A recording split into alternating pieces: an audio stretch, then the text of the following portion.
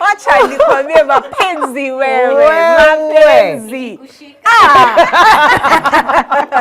Good morning. Hi, how you doing? Welcome to the show. It's Mindful Monday right here on Your World. My name is Winnie Lubembe. My name is Mikali Mary, and yeah, this is that conversation. Yes. We're having a very interesting conversation. Some might look at it as controversial, but what is not controversial? Right, at this point. Well, yeah, I know. What is not?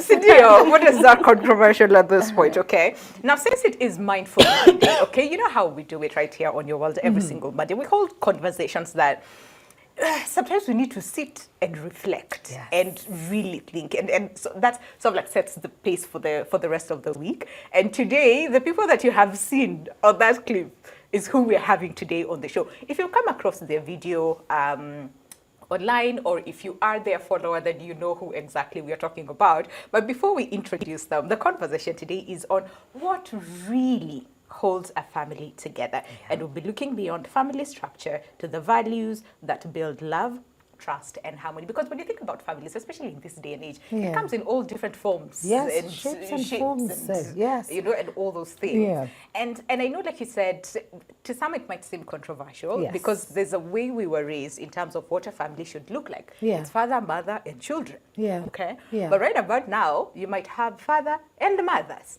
Or in some instances, you might have Mothers. Mother and just and no one else. Oh, okay. Yeah. Just mother and children, I was trying to look at a polyamorous situation. Okay. Mother and fathers. Yes. Okay. Or again, like you said, just mothers. We have stepmothers, stepfathers. Yeah. You know, all of that. Step siblings. So there's no one. I think the family is one setup that is very dynamic. It really is dynamic. It changes, and like we said, it can be controversial to some, but to some, it's their norm. And it actually works. This is how we grew up. Yeah. This is what we saw. This is what is normal to us. Yes. So, the question we're asking you today, before you meet our guests, okay? We're asking you, what do you believe is the greatest threat to healthy families today? What is the biggest challenge families face today? What's the biggest challenge families face today? NTV Kenya and all of our social media platforms. Family, it's okay. We're family. Yes. Social media family. Yes. We'll indulge, please indulge us on the question of the day. Yes. But I think it's time we meet our guests. Yes, let's meet them. Fantastic people, fun people right here on the show. Yes. And as per usual, we'll start with fathers, right? Yes. Okay. How much should we start at the middle today? I think we should just start at the middle today. I mean, and then let the middle introduce the other guests. I like that plan. Okay. Ladies and gentlemen, joining us today for this very important conversation, we have Mr. Takid Master, who's the president, Kenya Extreme Combat Sports Federation, and also the national kickboxing and self-defense coach. But today, hakuji in all those capacities. Today, you're here in capacity of a husband and the head of the home. Karibu sana. How are you doing? Fine, thanks. It is so good to have you on the show. Wacha tukupatie the honor of introducing the lovely ladies, wale wameko sandwich, and they look very lovely, machi, you know, and all those things. Yes. Okay, as you have said, I'm Takid Master. Yes. Kenyan king of polygamy. Kenyan king of polygamy. Yeah, that's what I always say. You heard it first. But some people always try to challenge me, telling me that polygamy is only for the rich. I don't agree with that. Okay. Because there are those people who are rich, but they can't even manage one wife and even a kid. And I've been in polygamy for the past 26 years with Cecilia and 23 years with Mariam. So I think it's not all about, marriage is not about money or wealth that you have. It's all about wisdom, responsibility, and how you take each other into accounts. Like if it's a wife, there's nothing like the husband is more superior than a wife, or a wife is more superior than a husband. Equality counts there. And that's how all these things work, whether it's in a monogamous family or a polygamous family. And for those who don't know why I'm here with these two lovely, beautiful, fabulous ladies. Yes. These are my two wives. On my right-hand side, this is Cecilia Moraa. My Kisi lovely wife. Hey! Yeah, from Nyanga. then on the left-hand side is Mariam Nyambura, who is from Kiambu County, my lovely second wife. Yeah. So here with me, I have two. Yes. But, okay. Yeah. No but. Kuna mwenye hatujui? Okay, see, I've already introduced them. Tutarudi kwa hiyo but at some point tutarudi to make a kwa hiyo but, right? Yeah. And I'm curious and lovely to meet you ladies. Yes. Karibu sana Cecilia. Yes. Karibu sana Mariam. Thank you. Very interesting story. We've been making headlines locally, internationally as well. Africa wanaongea kuwahusu. Probably because we have these setups but we don't bring them to the forefront. Unaoleanga tu unakuwa wapili uko huko. There's no harmony sometimes and all of that. But we're seeing such a harmonious interaction with the kids and you as well and the wives. But was it the plan for you, Takid, from the onset when you thought family growing up? And we were talking about that with Winnie earlier. Did you grow up from a setup where it was No, it was I polygamous? didn't imagine. I didn't grow up in any polygamous setup. It was just monogamous. Even though I didn't get my mom, I didn't get to see her because she died when I was at the age of 2. Then I grew up in a Christian family. My dad, in fact, is a bishop. So most people are like, this thing only works for the Muslims. No, let's not lie for sure. A human being is a human being. There's no religion when it comes to love.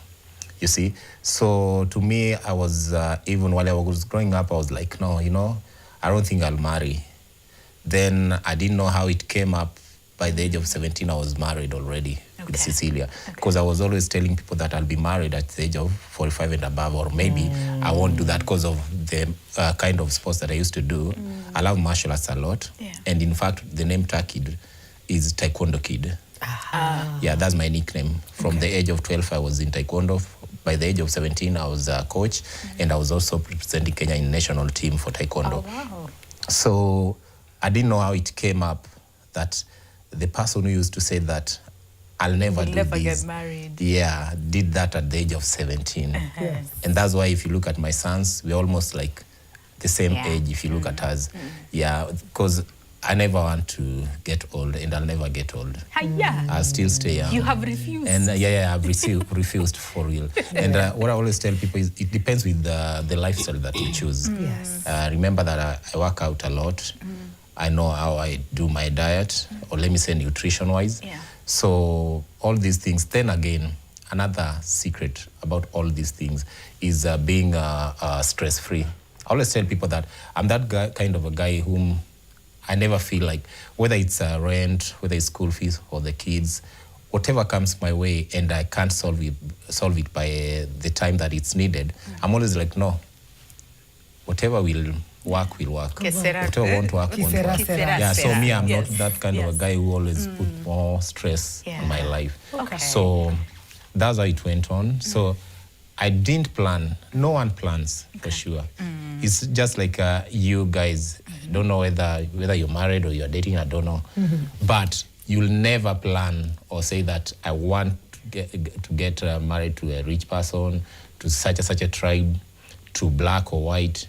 It will depend. It's just, you're not in control of anything. The heart wants what it wants, as they say. Interesting. So growing up in a monogamous setup. And then Baba ni bishop. Yes, okay. And then you're like, I don't think I will ever get married, or if I do, it's probably like 45 and above. And then here you are at 17. What changed? What brought that about? Cecilia. Can we hear from her? And then, Cecilia. Wewe ulimfanyia nini huyu mtu atandoa haikukua kwa picture? Takid hata kuongelesha wasichana, talking to girls even at the dojo was like so hard. So I met Takid when I was living in Dandora first. So I met Takid when I wanted to go for classes, taekwondo classes. I really love sports. So Takid came, I met him at my apartment, alikuja kuomba pegs. Za kuanika nguo zake za dojo. So I was like, yeah, so you do this sport. And then he told me, yeah, I'm the coach. Wow, that's nice. Where is your club? It's at Dandora Phase 2, and we used to stay at Dandora Phase 4. Okay. So I told him in the evening, you'll have to introduce me to the art, because I love sports so much. And that's how we met up. So maybe my kicks, my punches, my smile, just threw him away. And at 17, he just changed. I want to be a monk anymore. Yeah. I have to take this girl. And that's how our love blossomed. Takid, is it the smile? Is it the punches? Is it the smile? What is it? You know, did you see the way I was looking at her? Because when I was to introduce her to this kind of martial arts, taekwondo, or let me say any kind of martial arts in general, she was still green in it. Okay. So I don't think that it's only the punches or the kicks. Maybe, no. When ndio ulipenda kicks zangu, ulikuwa unaona napiga 360 spinning kick, napiga back kick, nikiruka. Mimi nimekupendea hiyo sawa, lakini sasa wewe umenipendea nini? Mimi sasa nilipenda. Mimi nilipenda labda umbo, unaona, na ufupi pia. Unapenda. Mimi napenda tupumpum. To short unaelewa. So mi lazima kuweka short, alafu umeungika. Nikiona hivyo yenyewe hapo. Ndio maana mwambie wanaume wasianze kusema eti mi siwezi ona. Wanaume waliumbwa kuona ya ukweli. Akiangalia hivi leo aone, hata kama nikiweta aone lakini kuna mahali imefura, yes. Akienda angalia hii shingo hapa hivi, ni mwanya. Wanaume wako hivyo, lakini wataki kusema ukweli kama Takid. Okay. Na nikisema men are all polygamous by nature, sasa wanasema jiongelele. Na wale wanasema ni wawili kwa 100. But wengine wote wamekubali. Jonas ni wote. Ndio maana ukiangalia jina Jonas yule wa South Africa, hiyo sio jina yake. Jina yake ni different. But sasa hata yeye aliojiwa akasema vizuri. Wanaume wote, Jonas ni jina ya wanaume tu wote, unless una kasoro. Okay. Wacha tuende break, alafu when we come back we want Mariam Sasika.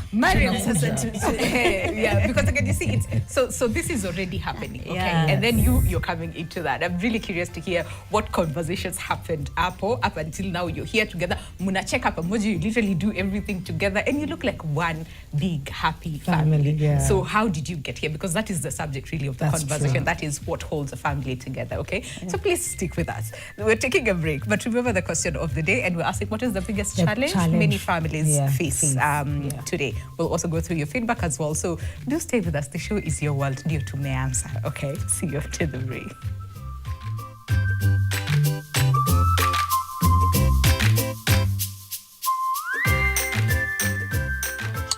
Did you grow up from a setup where it was polygamous? I didn't imagine. I didn't grow up in any polygamous setup. It was just monogamous. Okay. Even though I didn't get my mom, I didn't get to see her because she died when I was at the age of 2. Then I grew up in a Christian family. Okay. My dad, in fact, is a bishop. So most people are like, this thing only works for the Muslims. No, let's not lie for sure. A human being is a human being. There's no religion when it comes to love, you see. So to me, I was, even while I was growing up, I was like, no, I don't think I'll marry. Then I didn't know how it came up. By the age of 17, I was married already with Cecilia. Because I was always telling people that I'll be married at the age of 45 and above, or maybe I won't do that because of the kind of sports that I used to do. I love martial arts a lot. And in fact, the name Takid is Taekwondo Kid. Yeah, that's my nickname. From the age of 12, I was in Taekwondo. By the age of 17, I was a coach, and I was also representing Kenya in national team for Taekwondo. So I didn't know how it came up that the person who used to say that I'll never do this, get married. Did that at the age of 17. And that's why if you look at my sons, we're almost like the same age if you look at us. Because I never want to get old, and I'll never get old. I'll still stay young. You have refused. And I've refused for real. And what I always tell people is it depends with the lifestyle that you choose. Remember that I work out a lot. I know how I do my diet, or let me say nutrition-wise. So all these things. Then again, another secret about all these things is being stress-free. I always tell people that I'm that guy, kind of a guy whom I never feel like, whether it's rent, whether it's school fees or the kids, whatever comes my way and I can't solve it by the time that it's needed, I'm always like, no, whatever will work will work. Whatever won't work won't work. Yeah, so me, I'm not that kind of a guy who always put more stress on my life. So that's how it went on. So I didn't plan. No one plans for sure. It's just like you guys. Don't know whether you're married or you're dating. I don't know. But you'll never plan or say that I want to get married to a rich person, to such a tribe, to black or white. It will depend. It's just, you're not in control of anything. The heart wants what it wants, as they say. Interesting. So growing up in a monogamous setup, and then Baba ni bishop. Yes. Okay. And then you're like, I don't think I will ever get married, or if I do, it's probably like 45 and above. And then here you are at 17. What changed? What brought that about? Cecilia. Can we hear from her? And then Cecilia. Wewe ulimfanyia nini huyu mtoto ndoa haikukua kwa picture? Takid hata kuongelesha wasichana, talking to girls even at the dojo was like so hard. So I met Takid when I was living in Dandora first. So I met Takid when I wanted to go for classes, taekwondo classes. I really love sports. So Takid came, I met him at my apartment, alikuja kuomba pegs. Za kuanika nguo zake za dojo. So I was like, so you do this sport? And then he told me, I'm the coach. Wow, that's nice. Where is your club? It's at Dandora Phase 2, and we used to stay at Dandora Phase 4. So I told him in the evening, you'll have to introduce me to the art because I love sports so much. And that's how we met up. So maybe my kicks, my punches, my smile, just threw him away. And at 17, he just changed. I want to be a monk anymore. I have to take this girl. And that's how our love blossomed. Takid, is it the smile? Is it the punches? Is it the smile? What is it? Did you see the way I was looking at her? Because while I was to introduce her to this kind of martial arts, taekwondo, or let me say any kind of martial arts in general, she was still green in it. So I don't think that it's only the punches or the kicks. Maybe, no. When do ulipenda kicks zangu, ukonaona napiga 360 spinning kick, napiga back kick. Mimi nimekupendea hiyo sawa, lakini sasa wewe umenipendea nini? Mimi sasa nilipenda. Mimi nilipenda labda umbo, unaona, na ufupi pia. Unapenda mimi napenda tupumpum, tu short feet, unaelewa. So mimi lazima kuweka short alafu umeungika. Nikiona hivyo yenyewe hapo. Roho inasikia. Ndio maana mwambia wanaume wasianze kusema eti ni siwezi ona. Wanaume waliumbwa kuona. Ya ukweli. Akiangalia hivi leo aone, hata kama nikiweta aone lakini kuna mahali imefura, yes. Akienda angalia hii shingo hapa hivi, ni mwanya, wanaume wako hivyo. Lakini wataki kusema ukweli kama Takid. Na nikisema men are all polygamous by nature, sasa wanasema jiongelele. Na wale wanasema ni wawili kwa 100. But wengine wote wamekubali. Jonas ni wote. Ndio maana ukiangalia jina Jonas yule wa South Africa, hiyo sio jina yake. Jina yake ni different. But sasa hata yeye aliojiwa akasema vizuri. Wanaume wote, Jonas ni jina wanaume tu wote, unless una kasoro. Wacha tuende break, alafu when we come back we want to bring Mariam Sasika. Because again you see it's so this is already happening, and then you're coming into that. I'm really curious to hear what conversations happened up until now. You're here together, muna check up pamoja, you literally do everything together and you look like one big happy family. So how did you get here? Because that is the subject really of the conversation. That is what holds a family together, okay? So please stick with us. We're taking a break, but remember the question of the day, and we're asking what is the biggest challenge many families face today. We'll also go through your feedback as well. So do stay with us. The show is your world. Ndio tumeanza, okay? See you after the break.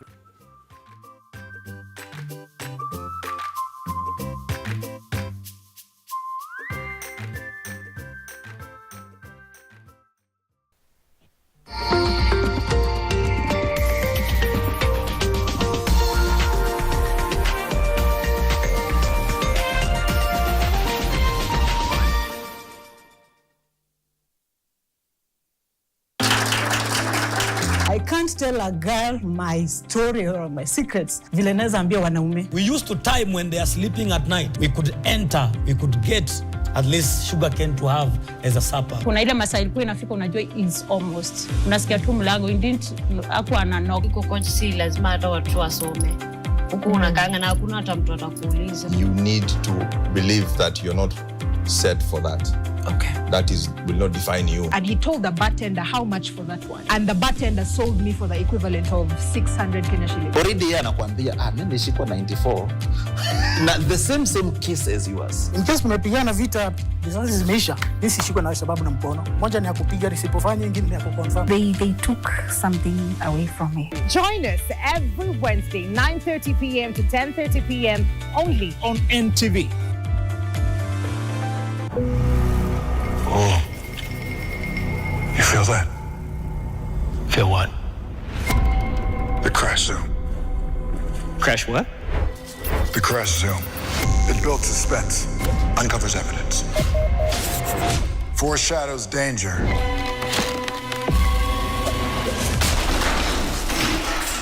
Do you feel it now? Oh yeah. I guess I'll go and try and find a ladder. I thought you meant it when you said that. Hiyo ball yenye ulikuwa nayo back then was the only leverage that you had. Leverage to make sure that I walk empty-handed from the almases. Sasa huu ndio wakati mwafaka wa mimi kuiteka imani ya Mine na huruma yake. If anything happens to you right now, usinipigie simu, don't you dare call me. You're on your own right now. Unafaa kwanza kujipanga. You're in danger. Mali ya kakaangu imefikia mikono halali ya warithi wake.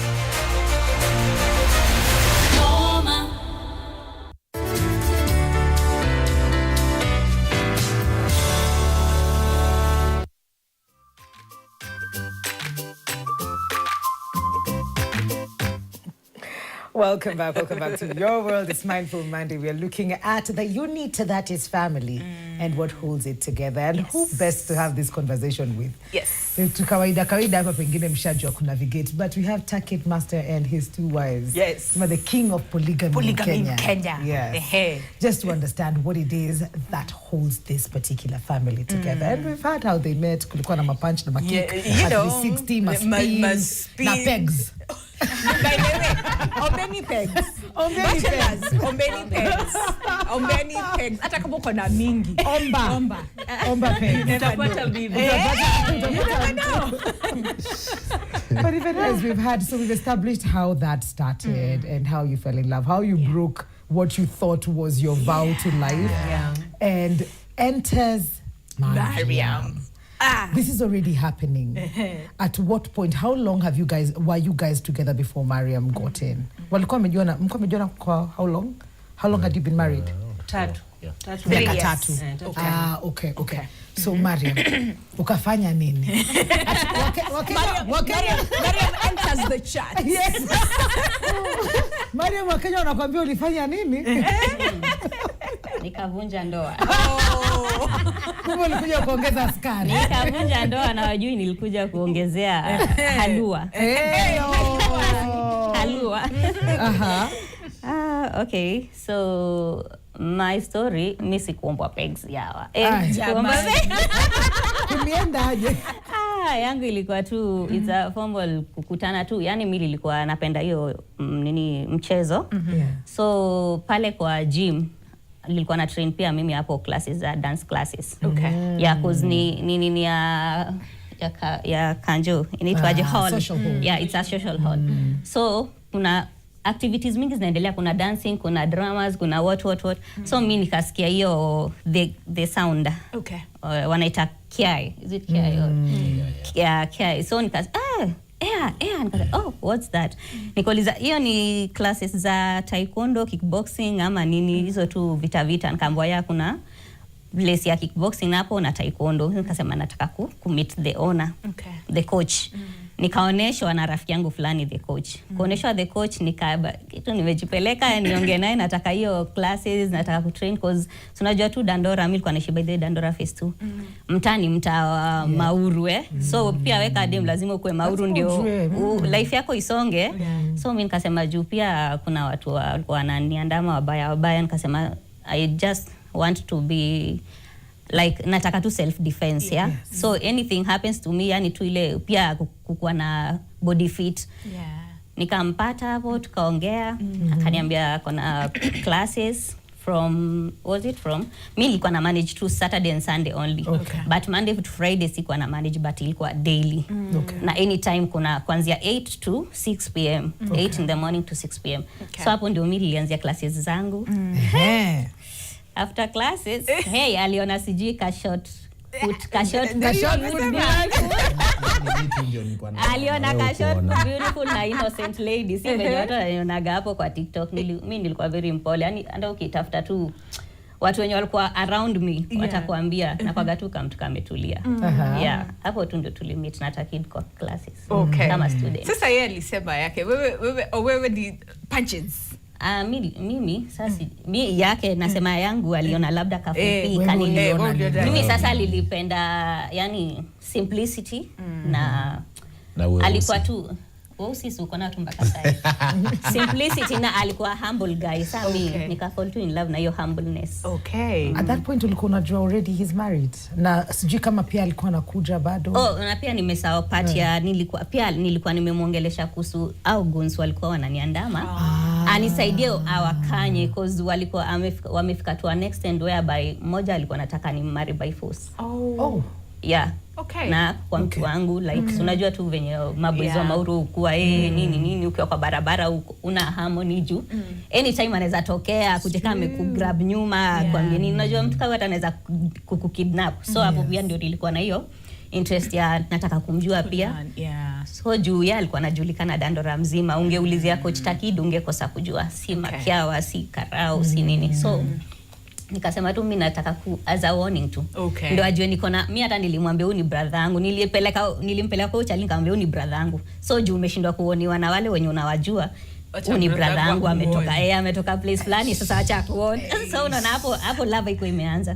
So from there venye alioniwa nikaona yeye kwani huyu naye ni nani? Amesikizwa tu hivyo na alikuwa mtu simple hata ungesema ni mtu anaweza shtua mtu. Yani alikuwa tu yuko si kasa hivyo unamwona unasema kidogo anashtua. Alikuwa tu kama mtu yani kamtu kapole. Venye alioniwa akasema unajua naje na huyo mtu. So watu walikuwa wanaanza nikasema na huyo mtu ni nani? Ni nani? Hata kama ni ndio nini. So ndio nijue kumbe anatrainisha hizo vitu nini hapo story kazi. Sasa hapo ndio love ilianzia. You got curious. So mapenzi ikanoga. So at what point did you know there's Cecilia and so what was that conversation like amongst nyinyi watatu? At the point where I knew Cecilia was there as a wife and 3 kids, just when we were training, he used to introduce before he started classes. Alikuwa gana joke akisema nyinyi msinichezea hapa mkifikiria mimi nikakijana tu kapole mjue niko na bibi na watoto watatu. So I was like you knew. What? Nikasema nani nimejiingiza kwa mtego gani? Mimi nilishapenda sana. Singerudi nyuma. Nilikuwa nishapenda singerudi nyuma. Kuna kupenda pia wewe ulipenda. But most of the times what we are seeing ni ndapenda lakini nifanye chini ya maji. Nitapenda alafu Cecilia atawaijua. Mimi niko tu huku hivi nacheza mbona hukuchukua hiyo route. Niko show na jamaa boys wengi wenye hiyo ndio route wako saa hii. Hata sio wengi ni karibu wote. Na ndio maana hao ndio wale wanasema can't be me. Mimi siwezi wawili. Kasa leo niko napitia through some comments naona mwanamume tu mzima amesimama nasema mimi siwezi wa bibi wa pili. Na hiyo ni story. Lakini nje wako kama 100. Yeye hataki kuwa open. In fact followers wangu wengi ni ladies because men nawaambia tu kweli wacheni kuogopa kuja kucomment. Najua mnanifollow wengi but kucomment mnaogopa juma bibi zenu wataona. Juu wenye wako TikTok sana ma social media wengi ni ladies. So men wanaogopa naweza comment ionekane kumbe na support hii ni ya Takid. Kwa hivyo hata mimi nikienda home naweza ulizwa ushaanza kufuatilia Takid. So wengi kuja tu inbox wanaweza niambia wanataka niwasaidie kwa advice kitu kama hiyo. So to be open ni kitu kingine poa sana. Just be open. Ambiana tu mimi kwa hivyo by the mimi siri kayo angemenishinda sana kuweka na hata si ya love pekee. Hata ikuwe ni financial. Naweza pata hata mshahara leo nishtuke nimwambia wote nimepata do fulani kwa hivi na hivi. Tunaweza budget hivi. That's me. So kuwa open ndio inaweza fanya watu wengi waishi kwa ndoa vizuri. Hata kama ni monogamous. Si lazima ikuwe polygamy pekee. Lakini sasa utakuwa wewe ni mwokovu ile mbaya, wewe ni mzuri. Kwanza nyinyi ladies ndio mnaharibingi pia. Unaenda unaanza kana ladies wenzako wanaanza kuambia mimi bwanangu hawezi. Hawezi huyo wangu mimi hawezi. Hata vile najua ile dakika ameenda job huko naye kwa ofisi. Akiwa dereva huko naye kwa gari. Wherever yuko. Na ndio maana muambia watu kwenye unafanyia kazi ndio unakulia. Juu kama mimi umesikia sikupatana na mtu tofauti, nilipatana na watu wa zoezi. Juu tulikutana pale. Unaona? Sasa ningekuwa na wakapa kwa studio. Labda ningekuwa na mmoja hapa tu juu ni hapa ndio niko saa zote. So mimi nilienda tu nilikuwa naambia Mariam saa zote mimi niko na wife na watoi. So decision yake because most men wanga like mimi niko single bado. Then ukishajiingiza ndio unapata. Ukimwambia uko na wife na mtoi, like was the intention at some point akuje a join into that family? Baada ilikuwa hivyo. Baada ilikuwa tu ile mimi namwambia juu I'm always a proud family guy by the wherever I am, mimi lazima nisemange kuhusu familia yangu. Hata kama ni client nimeanza naye leo zoezi, nitamwambia by the way mimi niko na family na watoi. Napendaga hivyo. So siko namwambia hata intentionally juu ya anything. Niko namwambia tu ile at least ambapo pia ilimsaidia. So ukae ukijua whether utaingia ama utatoka. In the classroom. So tunaambiwa watu hata si yeye peke yake niko na wanaume hapo. But yeye juu ilikuwa ishaingia, lazima tu ingekuwa like anyway wacha ni flow nayo vile itaenda iende. Kama mbaya hivyo ndivyo saa baadaye nilikaa chini nikafikiria nikasema pana I have to tell Cecilia mimi kuna mtu mwenye tuko naye huko D na feel ni kama kuna mahali ameguza kwa roho. So inabidi roho labda iende 50-50. Sasa Cecilia lazima angetaka kujua. Hapo ndio sasa introduction ilikujia. Cecilia. Cecilia acha atolewe kakitu. Wacha nikwambie. Cecilia return to chat. Did you observe that something had changed with him? Did you know? Did you suspect? Unajua tunaambianga tunakwanga na intuition. It's like there's something. There was hiyo sixth sense ya wanawake hiyo. Hiyo hata wanaume hawezi understand ukiwaambia. But there was that yenye nilisense huyu venye yuko I'm not alone. There's going to work and there's going to work. You're gonna go to work.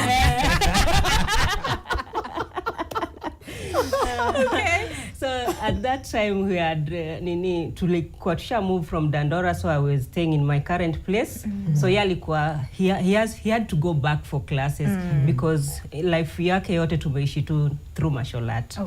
So when he had to go back to classes, sometimes ukianza kusikia my ladies, sirudi leo, ati leo nitakaa kwa nani, leo nitalala kwa nani. Hapo mambo ishaanza. Ati leo nalala kwa Brayo. Nikubaya. Hakuna Brayo. Kuna kamari ya mapo, kuna mari ya mapo. Ama sijui niko night shift. Unamwambia shift yako how comes? Shift yako mimi najua I have your schedule and I know you're not in a night shift. So I just started to suspect there's something going on with Takid. Alianza tu kuchange. Unajua tu hawa wajui kuficha. They don't know. And we are so intelligent. That's true. So after I realized that, I took my own step, investigate on my own before he came to me. So I went to Dandora. Mariam was still in Dandora. I went follow up. I had one of the students just leaked the information. Akaniambia this is the place the lady stays and all that. I went to that place and met Mariam's grandma. So we had a conversation with Mariam's grandma before I met Mariam. So I told the grandma that nimesikia your granddaughter anataka kunisnatch bwana. I was and then she was a good lady. She is still alive. I love her so much. Mama Fatuma, thank you so much because nini advice yenye alinipea juu ningetaka ningeichukua, ningetaka ningesikiza na nifanye what I want. So the decision was mine, but she just talked to me like a really grown woman and advised me, you already have 3 kids, Cecilia. So yeah, your man has gone out. Wanaume wako hivyo, wanaume wanatamaa, wanaume ni mafisi. What do you want for yourself and your kids? Yes. So I had to decide. Cecilia, I just chilled, nikarudi nyumbani. Takid hapo, Mariam was in the next room. We didn't make eye contact with Mariam. I didn't go to fight. I just wanted a confirmation at Takid kweli akona mtu. And then Mam Fatma told me that, akona mtu, akona msichana wangu and all, they love each other, but my girl, you're also my daughter, Cecilia. So if ni peace, you can find it in your heart. Ka unapenda huo mwanaume, just stay and leleni watoto pamoja. Hii ni ya dunia. Yeah? And I just, the words that she told me just hit me like, I think yendi alinipea hiyo nguvu ya kuendelea kukaa kwa ndoa yangu. So I went home. I waited for my man to come. So my man ndio huyo hapo anakuja, I have something and all that. But for me, nikitoka Dandora, I had already forgiven him. So first you have to forgive the wrong. Juni wrong. Don't think that it is right. It is a wrong to go out. So you have to forgive that wrong. And from there, you move forward, you discuss. He gives you the reason, you understand. If you're an understanding partner, you understand. And yani pole to not just once, but I got hurt. Yes. But saizi ebu niangalie. Look at you. Look at me now. Interesting. So of course it changed the dynamic of your relationship. At some point that was hurt. There was, all this. But you were able to move through it. And I'm just curious to understand, what role then did you play to make sure that in as much as there's hurt and there's broken trust. Yes, and feel of betrayal and bitterness, I'd want to believe at some point, because why would you? How then did you make sure that at the end of the day she decided to forgive you before hata wewe ukuje useme she decided to forgive, but sasa in making sure that this happened? Challenge mahali. Polygamy si mwanamke. Polygamy kwanza ni mwanamume. Whether nitaamua wakosane wasikizanange itakuwaga hivyo. Hata sasa nikiamua kutoka leo nataka kuivunja design nataka Cecilia achukie Mariam achukie Cecilia, I'll still do it because nitajua vile nitaifanya. Lakini nataka kuwe na amani, hakuna siri. Huyo akifanya hivi namwambia, unajua nani alikuwa amefanya hivi ama nani amesema umemfanyia hivi, tunakaa chini tunaitatua pamoja. So kwenye nataka kuchallenge Cecilia ni hivi, si eti niye aliniforgive ndio maana tukazidi kukaa. Jota mi bado ningekuwa mtu mwingine. No, alivumilia kuanza kukaa jia ile aliamua forgiveness. Sio forgiveness pekee. Cause hata mi ningeamua niseme si nimeamua kupata huyu wa pili. Wacha basi wa kwanza tuachane, kuna mmoja wa pili ingekuwa hivyo. Lakini juu bado kuna ile love na bado tuna watu wetu, tuna familia lazima tungelea. Hiyo ndio maana the word polygamy ukuja in. Unaweza wa mpaka 10, but kama unaweza accommodate wote pamoja na make sure wote wamekuwa wako, inaweza kuwa sawa. In the same way aliniuliza, wengi wanafanyanga hivyo lakini uko nje waleti ndani chini ya maji. So mi chini ya maji yangu haikuagi. Hata saizi nikienda nione macho imeona mwingine pale hivyo, nitakuja niwaambie unajua nini? Mi kuna watatu nimejaribu kuvumilia lakini haiwezi. So Mariam itabidi ucheze ka wewe. Mariam unajua akileta shida, question tu nitamuuliza unaelewa tu. Jua hata yeye pia aliingia akapata Cecilia alifungua mlango. So yeye pia itabidi afungu. Lakini atakuja aseme labda nilivumilia nikakubaliwi. Hapana, si hivyo pekee. Lazima tu tusikizane, na kitu kingine pia hapa ni heshima. Juu as much as Cecilia alienda kajua hii, bado ningekataa. Si mimi nukataa, si hata nyinyi mmepitia. Hata unampataga hivi live messages, unampata hata mahali tu live hivi, hata kwa hoteli wanajibamba, unamwambia baba nani imekuwa hivi. Anakuambia no, it wasn't me. Shaggy aliwaambia it wasn't me. So mi yangu ilikuwa hivyo, na nikakuwa na huo wazi na nikaambiana vile kila kitu iko. Then another thing, you can be advised. but decision ni wewe. Vile tu amesema. Yes. But mi naweza sema Cecilia ana roho ingine yake kivyake, the same way as Mariam na mimi pia. So hii kuvumilia Cecilia si juu ya advice hata ya mtu yote pekee. Hapana. Watu advisiwa, watu wangapi wana advisiwa kwa marriage hata kwa monogamous. It's true. Lakini inalingana na wewe na roho yako.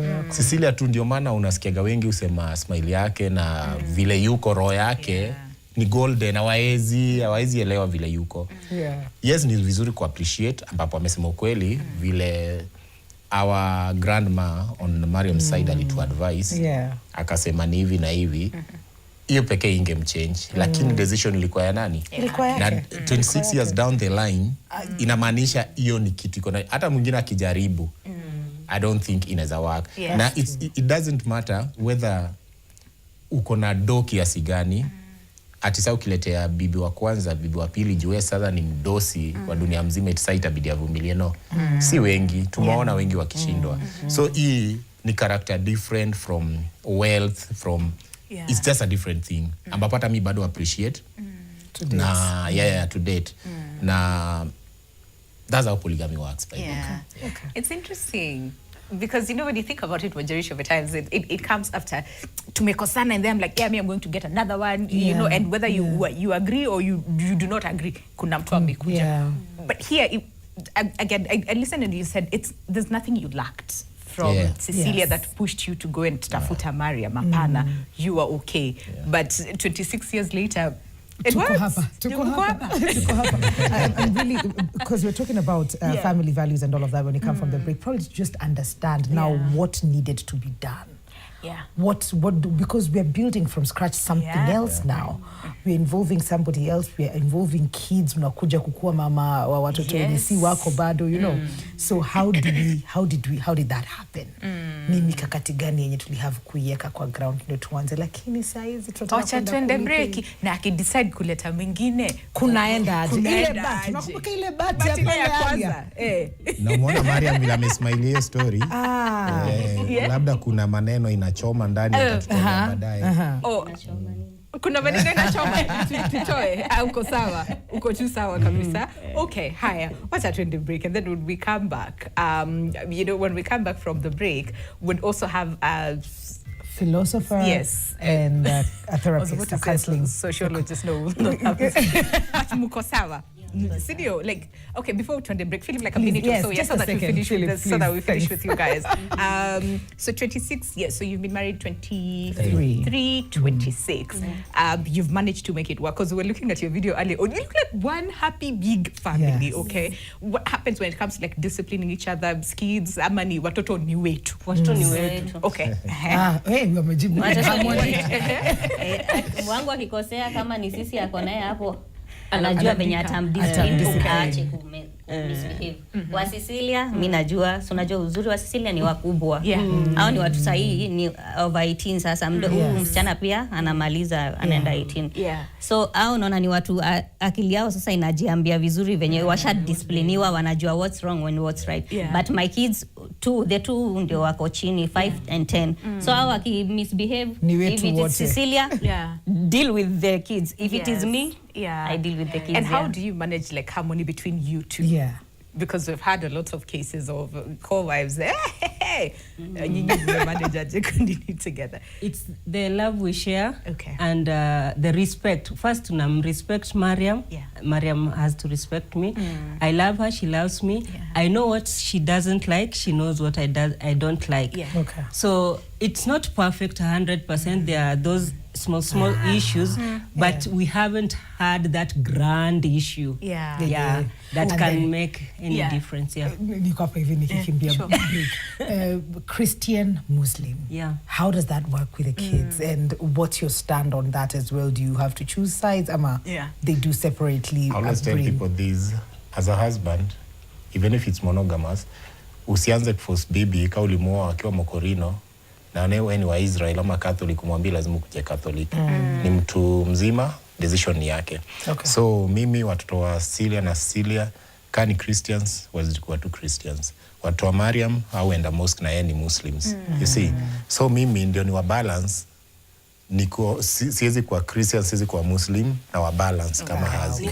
So lazima nicheze nao. Yetu ama si tulikupata tu huko.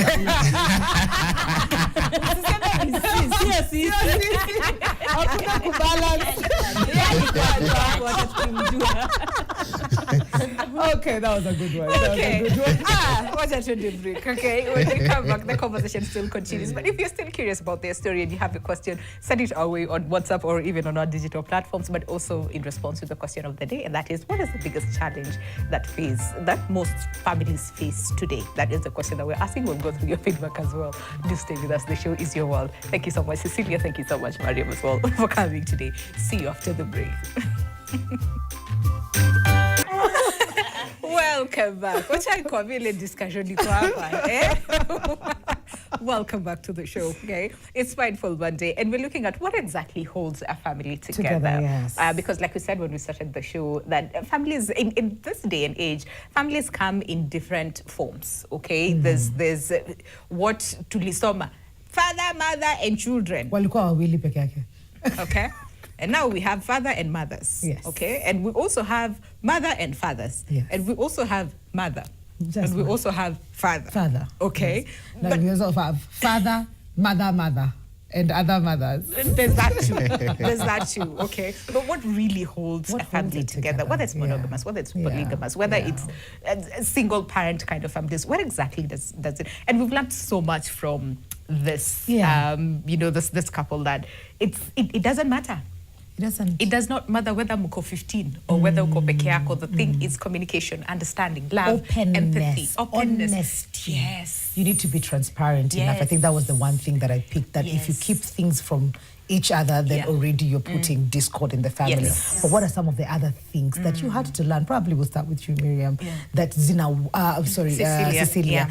That ukiangalia what this marriage has, it has taught you to probably be better, be a better mother, be a better wife. What are some of those things that you would encourage other families to probably have? And for all the Cecilias out there, the first wives, if you're caught up in something that is like mine, you don't have to be afraid. You have to accept. First is acceptance. Do you love your partner that much that you can accept him and all his baggages? For me, Takid najua bado ako mbioni. So, Cecilia. Umesema ajeka full stop, ani comma. He hasn't, it's just a comma. Mariam, pia unajua kuna comma ama wewe kwako ni full stop? Ni koma tu. Okay, so you have to accept. And if you love your husband, you have to communicate. Communicate, come forward with every secret yenye ako nayo, akuje nayo forward. You communicate, you understand each other. And it just depends on the friendship also you have with your husband. Yes. If you are friends enough, mtaelewana. So kuna vitu mingi, values mingi zenye zinachangia. At the end of the day, you come to accept akina Mariam to come into your marriage. You know what?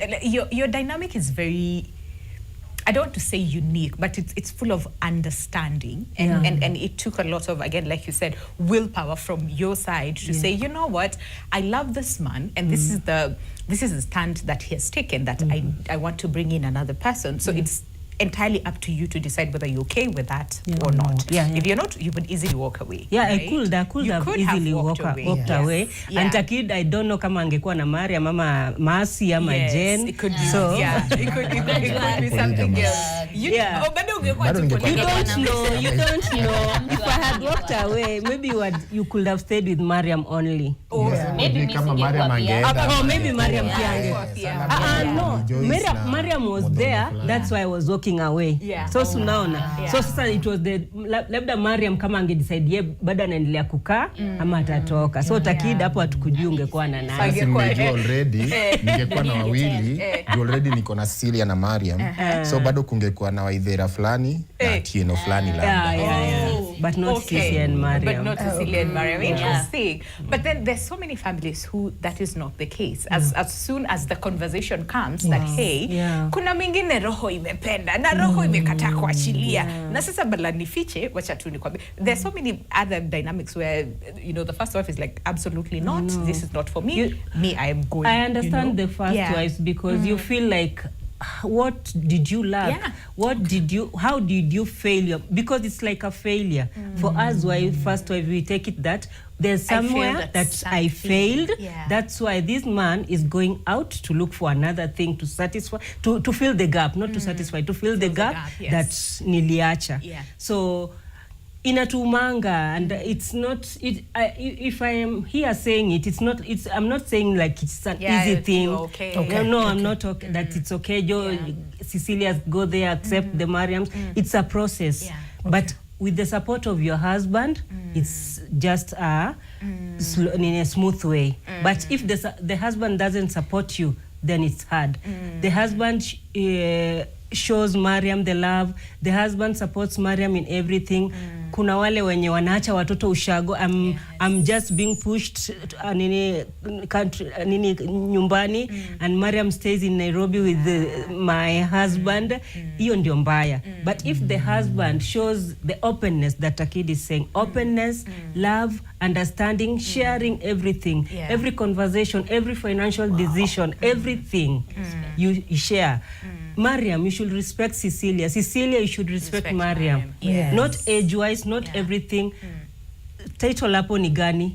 Wife. Not first wife, not second wife. Wife to Takid.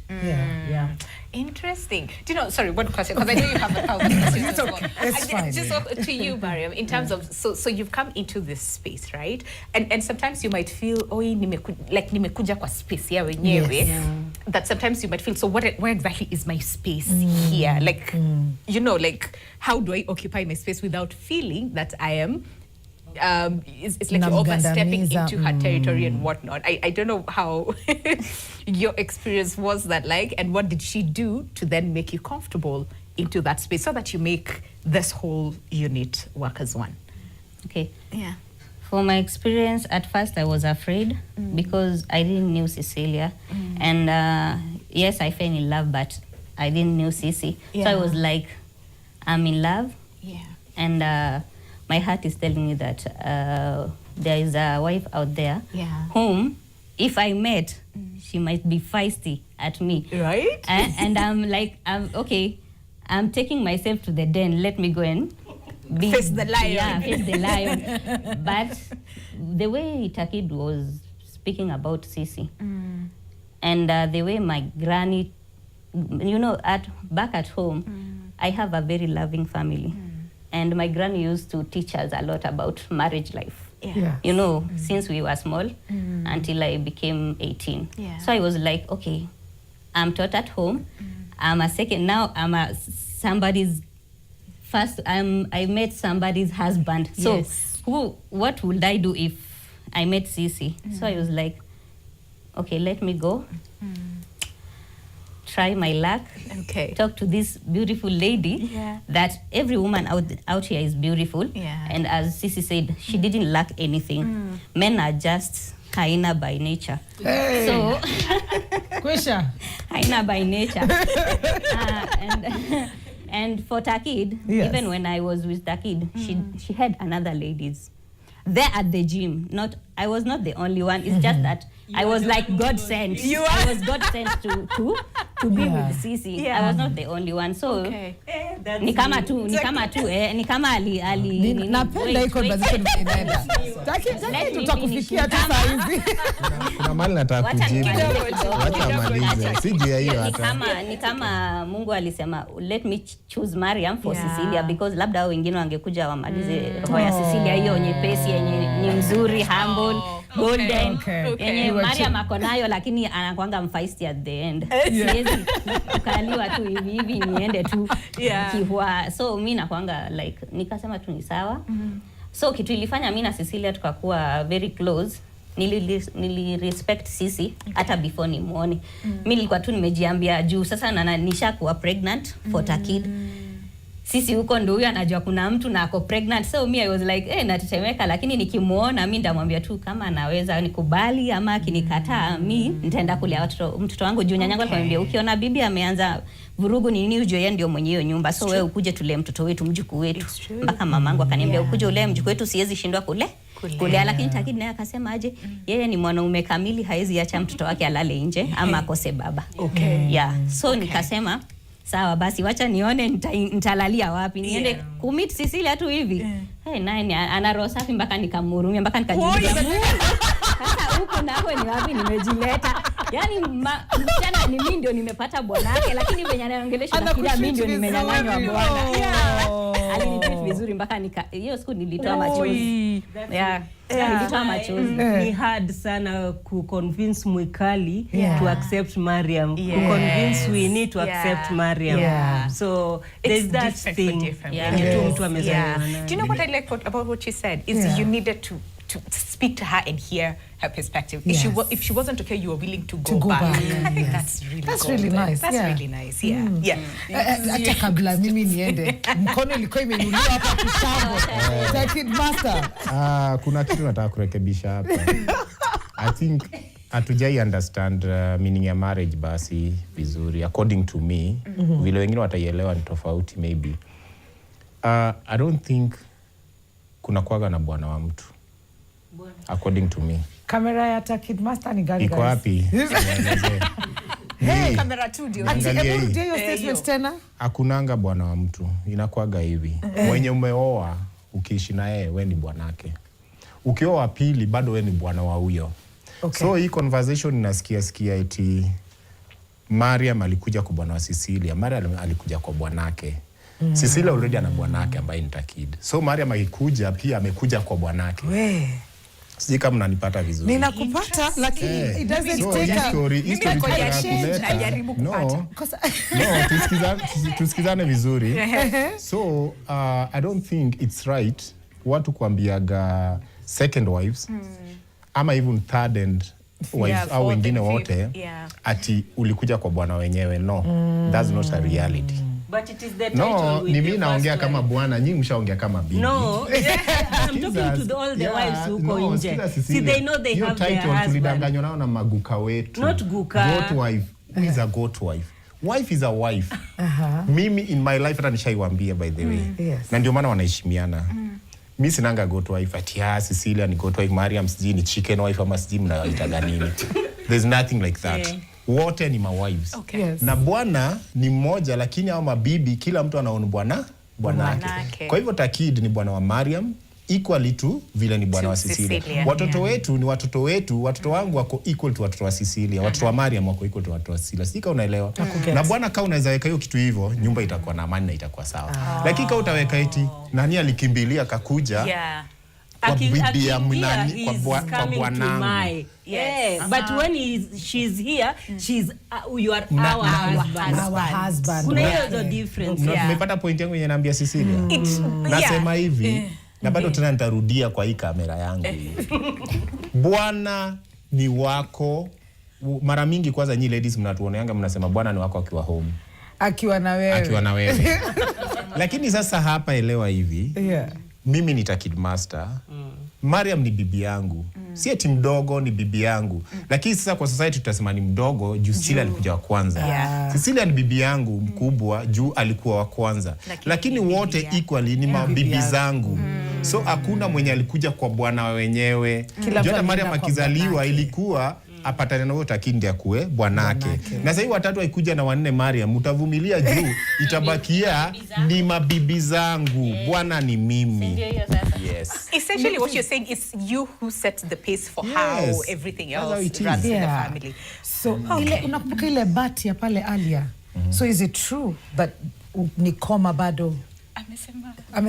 Wamesema ni koma na Mariam akarudi akaongezea ingine hata mimi nimeishangaa eti walikuwa multiple.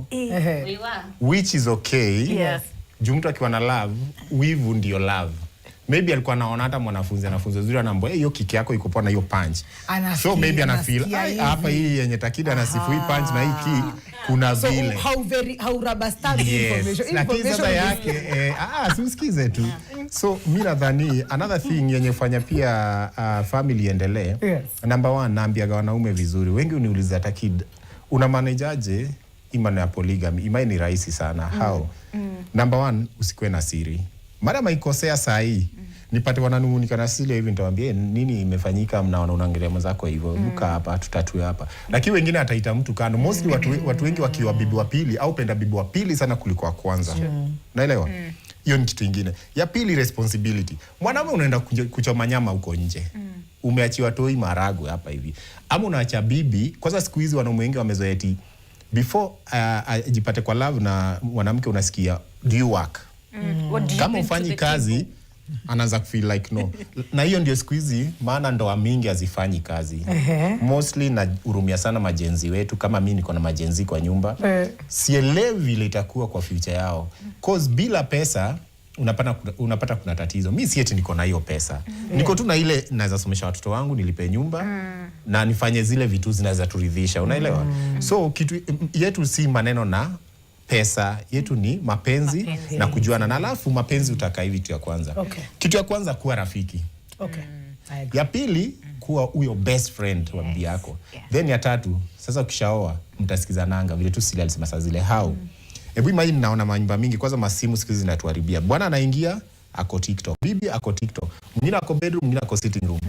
Amwezi kuwa na time ya kuongea wewe na bibi, amwezi kuwa open hata kuangalia bibi yako hivi direct, tuwezi muangalia. Sisi si eti ni juu tuko hapa ndio maana tunaweza angalia na hivi na tucheke hivi. Sisi hata kwa nyumba tunakuwa tu funny hivyo, and that's us. So inakuwa like we are friends first, best friends, then tukaingia kwa marriage. Na hiyo ndio kitu inatuweka pamoja. Alafu hakuna watu niuliza unawezaje penda watu level same. Jibu angalia sasa wewe ni mmoja wao na nitaijibu hivi. Wewe kama uwezi, mimi naweza. I hear that. So I hear that and it's very valid because people are different, you know. Mimi naweza shindwa ku divide the love that I have for 15,000 other people, but you have the capacity to do that. I think what most people when are struggling to understand is how do you do that in terms of so that Cecilia does not feel some type of way, Mariam does not feel some type of way, na pia Anyango na hiyo inaonyesha hata sasa umeongeza Anyango. Umeuliza vizuri na jibu ni hivi. Ukiangalia hapa ni same.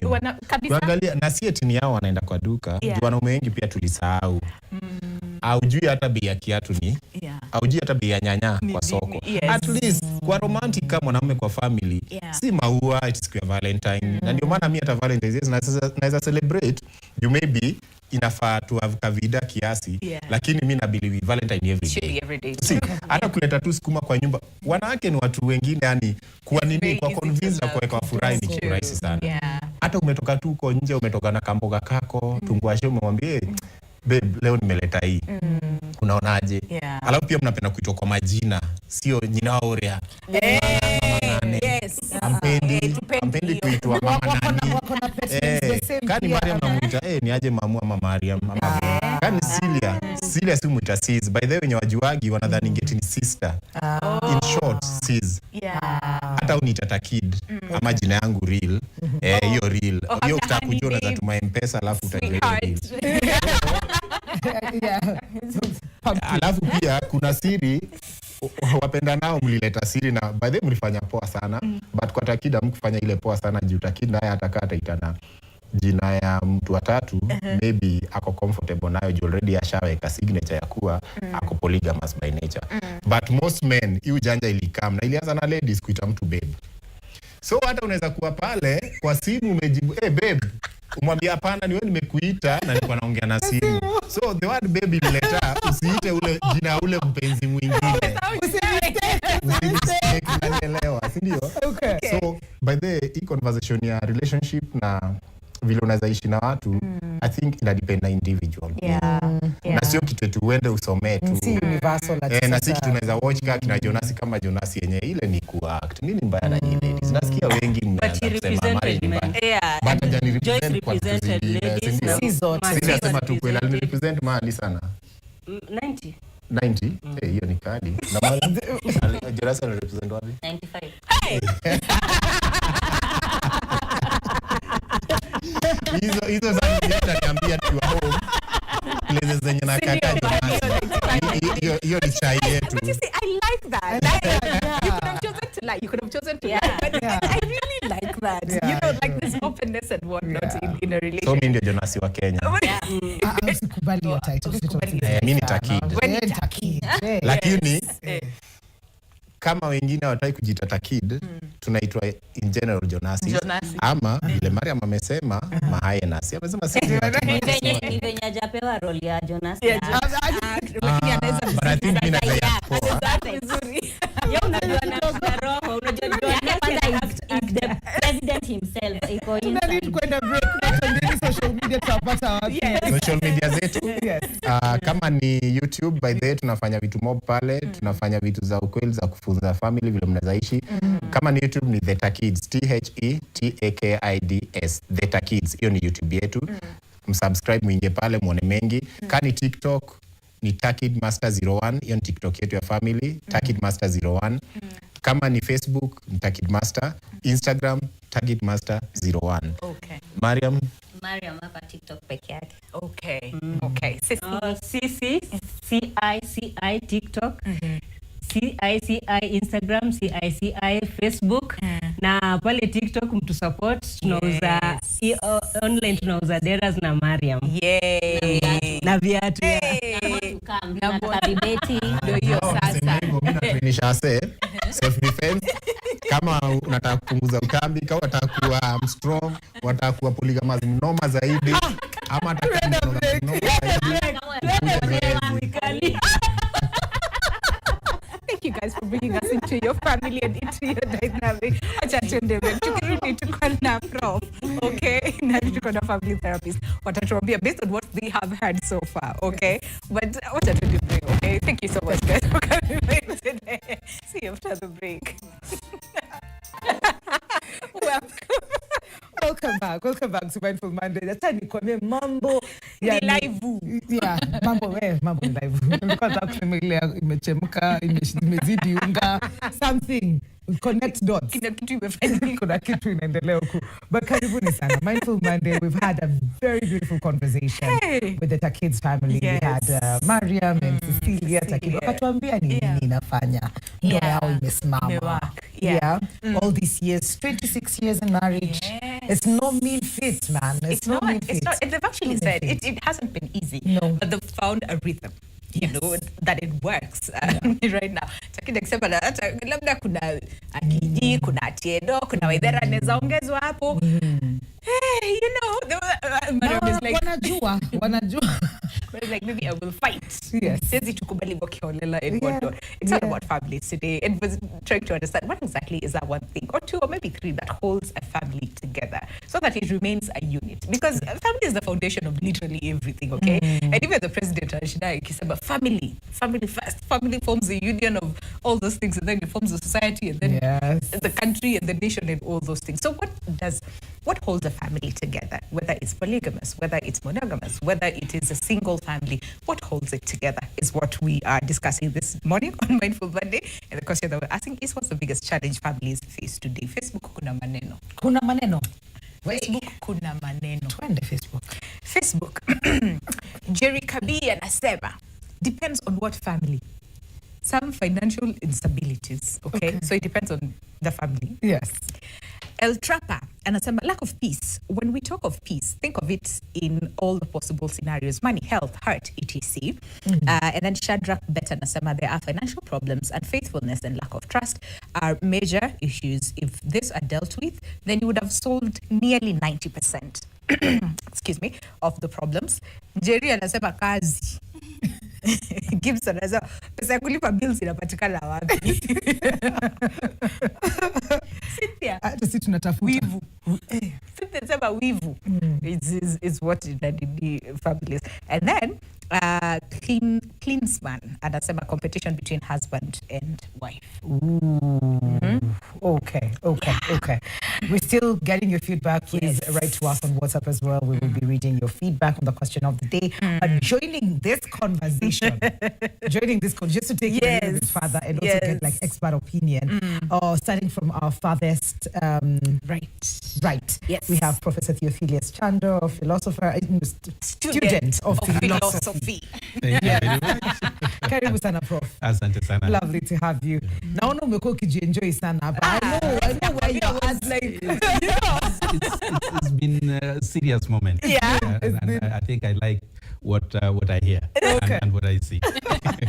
And also joining this conversation is marriage and family therapist Kate Ogutu. Lovely to have you on the show. Thank you. I don't know where you stand in this conversation. We're about to find out. We're about to find out. We're just looking at the family setup and the titles that we give these names. Does the title dictate what the values are when it comes to what puts the family together? Because we judge, we are calling people names.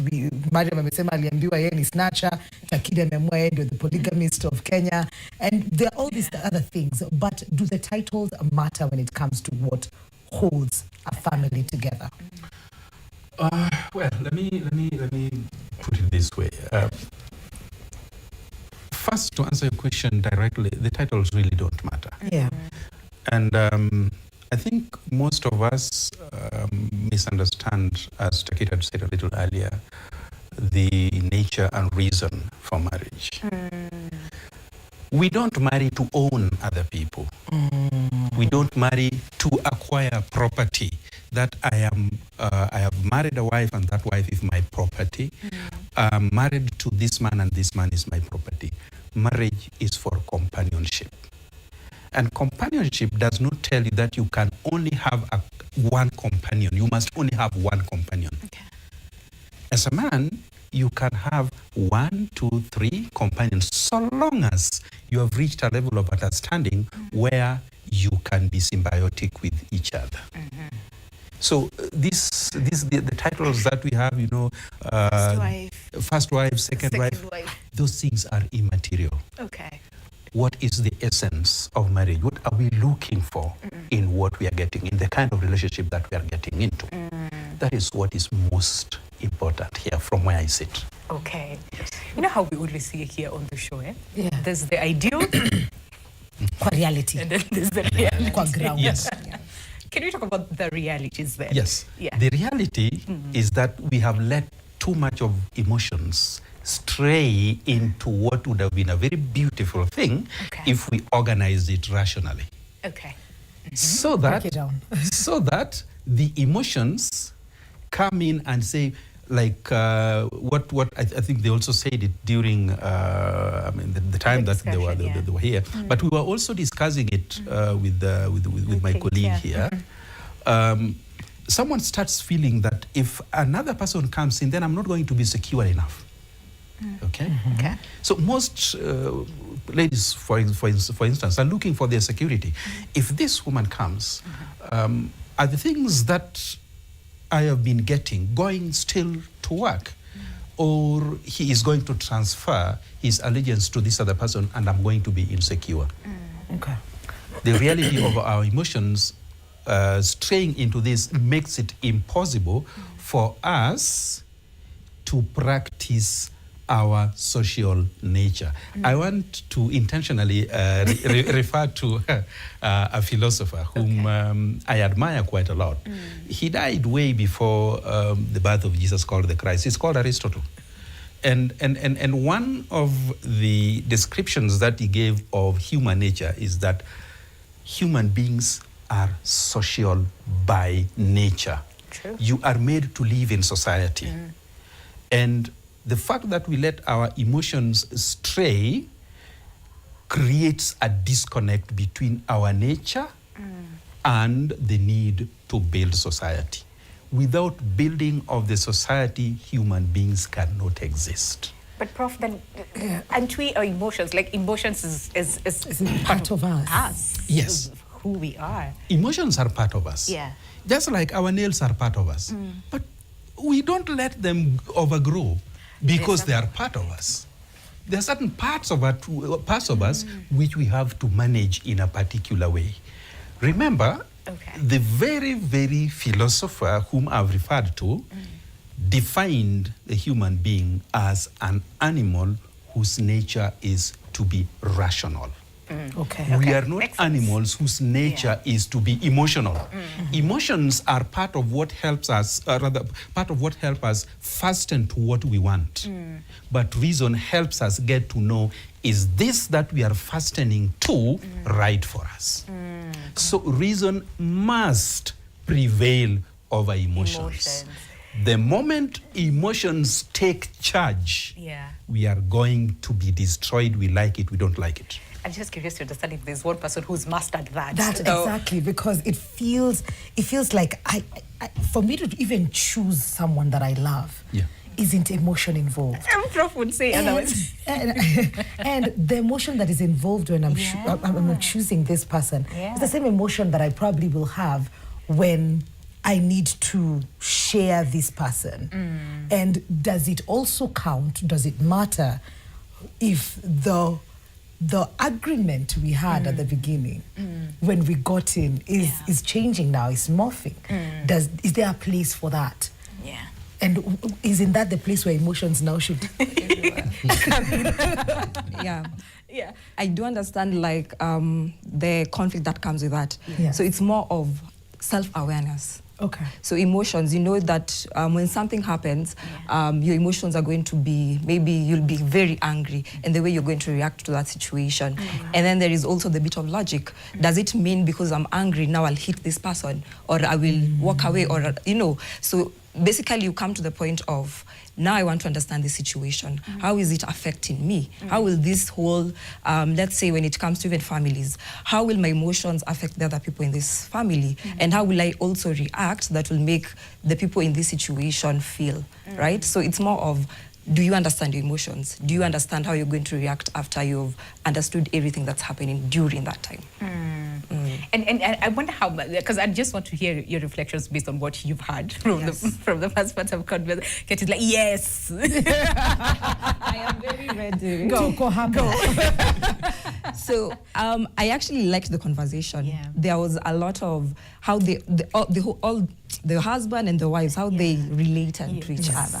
So I don't think family is about the structure. I don't believe in that. For me, it's how are people in this family relating to each other? They are all friends.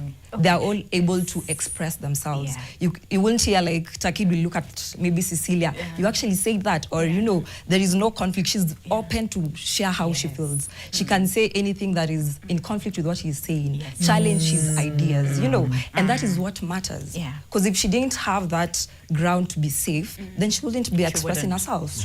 And that wouldn't be what is called a healthy marriage. So how people relate in a marriage matters a lot. Are you emotionally safe to express yourself? How do you communicate in a healthy manner without feeling like the words you've used are going to be used against you, right? How do you adapt with each other? Is there trust?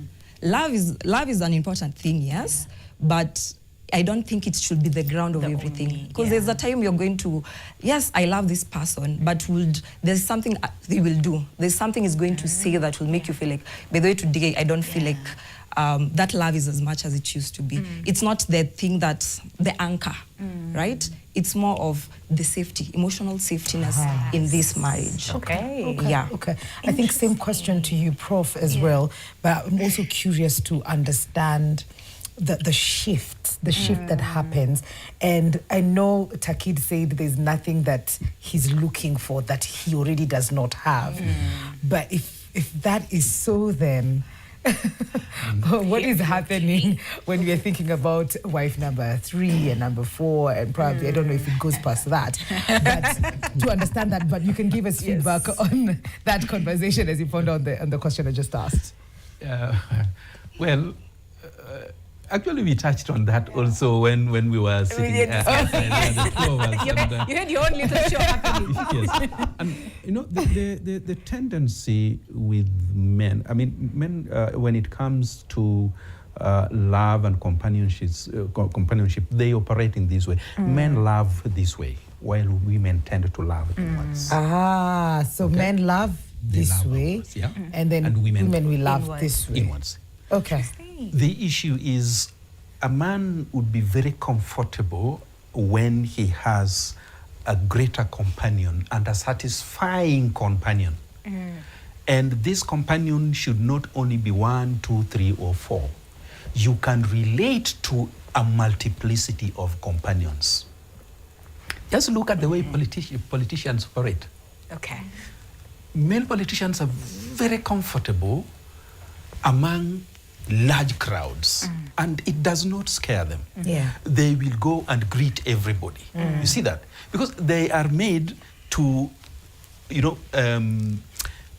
galvanize people around them. And when I fall in love with you and I marry you, it does not mean that my capacity to galvanize and get somebody else around me is curtailed. I would still galvanize and get someone around me. Yeah. Okay? So the more companions I have, the merrier for me. You see that? And it makes it easy.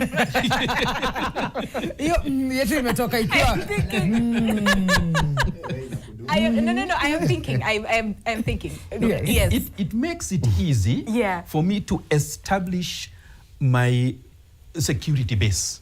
Because my security base is in the kind of people, the kind of friends that I have. You will find when boys are growing, they, move like sheep. They have friends all over the place.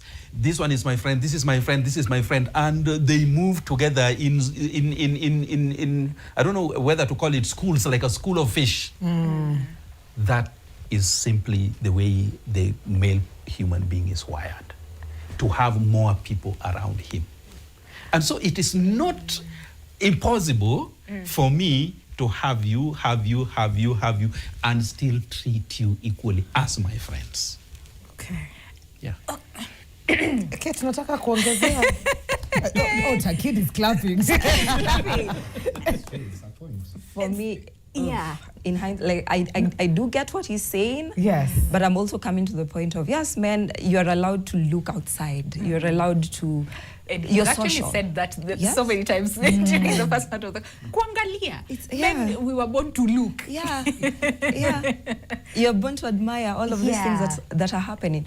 Even women, we are like, it doesn't mean because you're in a marriage you can't get attracted to someone outside there. True. Yeah, but now it's more of, what does this marriage look like to you? How did you talk to, what did you agree with your wife coming into it? Did you both talk about this, right? Yes, I have seen someone else I like outside there. Is it okay if I bring them back? Is it okay? The communication, you need to communicate about it. Even before you go into marriage, are your values, are your belief systems, are they aligned? Did this man tell you that he's a polygamist? Or did he tell you he's a monogamist? And where does he stand? Are you okay with it, right? And then there's also this where you'll just be shocked it has happened. For Cecilia, right? She knew she was coming to just be the only person. But there's someone else who came into it. So how are you going to also maneuver it? Yes, how are you going to make her also feel safe, to continue feeling safe in that marriage? Because if you don't feel safe, you're going to, there'll be a lot of conflict. You will not understand each other. And that means then the whole system will break. Because one person, the wife is not okay, the husband is okay, maybe they're okay with Miriam, them they're fine. But Cecilia is not okay, and it means it will also now trickle down to the kids. It won't be a healthy marriage. So the best way is for her to say, okay, I'll choose to be in this marriage and I will be unhappy. I will continue maybe saying, I'm okay with things the way they are, but I'm not happy. There's that conflict. But now the head of the family, the man is a leader. You know how to balance both sides, right? How are you going to balance this? The first wife, the second wife, they're both wives, as he said. So how are you going to balance it so that that respect is mutual for all of them? And also now the family understands, I love all of you equally. There is no better wife or worse wife. Yes. So it's more of, how do you understand each other before you go into it and also while you're in it? And how that trickles down to the kids as well. Exactly. I'm curious, Takid, as well, to just, you were blessed to have Cici as your first wife. Soft heart, very forgiving, accommodating. Very golden heart, you know. And she was okay. She was okay. She said, it's fine. I have been told many things by different people, but the decision is mine. The love I have for you is strong enough to hold us through this next phase of life, and enters Mariam. But what if Cecilia had said no? Or if now Mariam says no? What does that look like for you? Do they have a say? Would you respect that if it is uncomfortable for them? Is it a factor? That's like asking me if they could go find their own husbands and be married. No, it's not the same. Like no. It's not. Just listen to me. Yeah, I'm just giving my answer to the question, yeah? That's the same thing, because most people always ask me, I think you've asked it in a different way. You wanted just to put it a different way. The same way people always ask me, Takid, what if they go and have their own husbands? They have Will you be okay with that? Will I be okay that with was that? not my question. No, but but it's most fine. people always ask me that. Psychologically, I can read it nicely. It's only that you're good at it and you know how to place it. So to me, I'll be okay. But now I'm sorry because it's past those years that we can start talking about that. No. So I won't answer like it will hurt or it won't hurt, but for real it will hurt because we've been in this family together for the past 26 years, 20 years, let me say that. So I don't think it's something that will be easy for all of us. That's number one thing. Number two, they're also lucky having me as their husband. Not only them, me lucky having them as my wives. It's a 50-50 thing. So to me, what I would say is just equality. Every time that's what I'll be giving as an answer on my side. Are you always able to balance it? Because again, like we said, it's a family. The dynamics sometimes would change. You always balance. You always balance. I always balance everything. And not in terms of just materially, No, right? not but also when it comes to like emotions. Emotionally. And how are you able to do that so that also it trickles down to the kids in terms of what they see and how they see you relating with the wives and not favoring one over the other? Like, what is the secret? How have you been able to manage that? One secret that I always tell people, then they are always like, Takid, don't lie to us. That's up to them. I think it's all mental. Whatever I say that I can do, right now, maybe my color is red. You won't force me to love blue. If I tell you red is my color, just agree with me. That's me. So that's the same way I always do this. I always balance them equally, not only in any material way, but emotionally. The number one thing that I always do, my kids don't have mothers like I'm Cecilia's son or daughter. We are Takid's kids. And if you are Takid's kids, means that Mariam and Cecilia are both your mothers. Then whatever I do to my kids, I don't always do it as these are Mariam's kids, Cecilia's kids. We don't do that. And that's why it's not only in the contents, it's in reality also in my family. If you come around where I am with my sons, grown-up sons, even my daughter, she's only one daughter, you'll find us talking as if we are just age mates, we are friends. And that's what I'll insist on. For any relationship to work, first be friends, best friends, then anything else comes in. It doesn't have to be a marriage only. It can only be a relationship.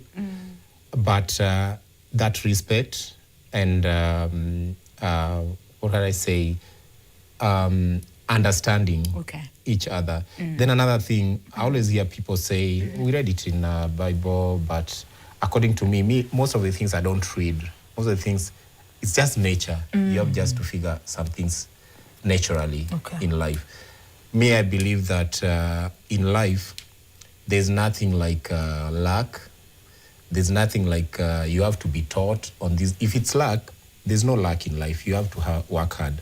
And other things you learn through experience. Like now me, having them together for 26 and 23 years, I've learned a lot about marriage and how to live with different families. And that's why I know you guys are insisting to know whether I'll add 3.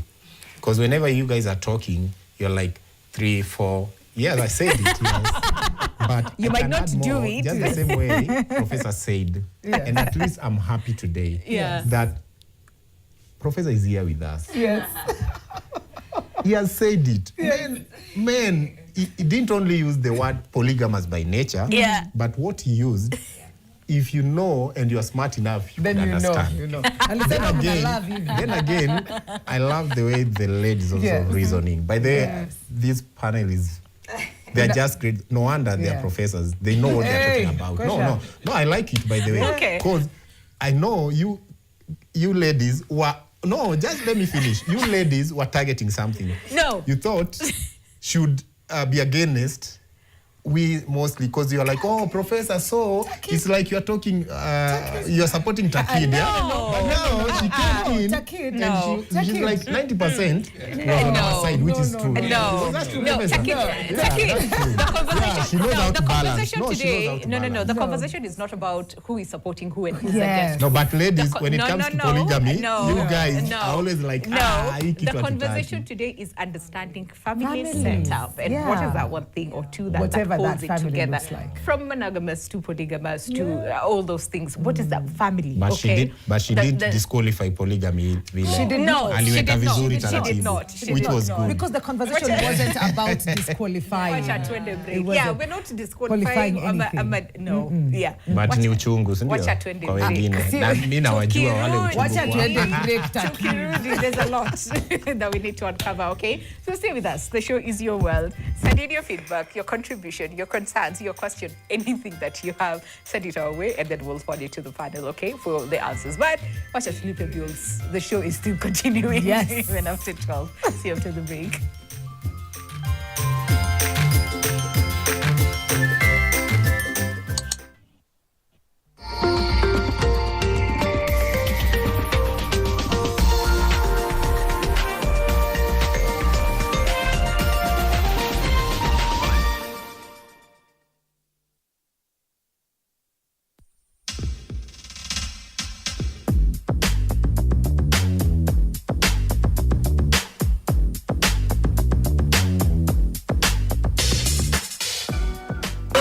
Transaction fees by paying bills directly kwa KCB Till on the KCB app. Oh, kulipa gas, I can pay direct. So why do I have to pay to pay? KCB Bank, for people, for better. While Kenya sleeps, the nation's stories are already on the move.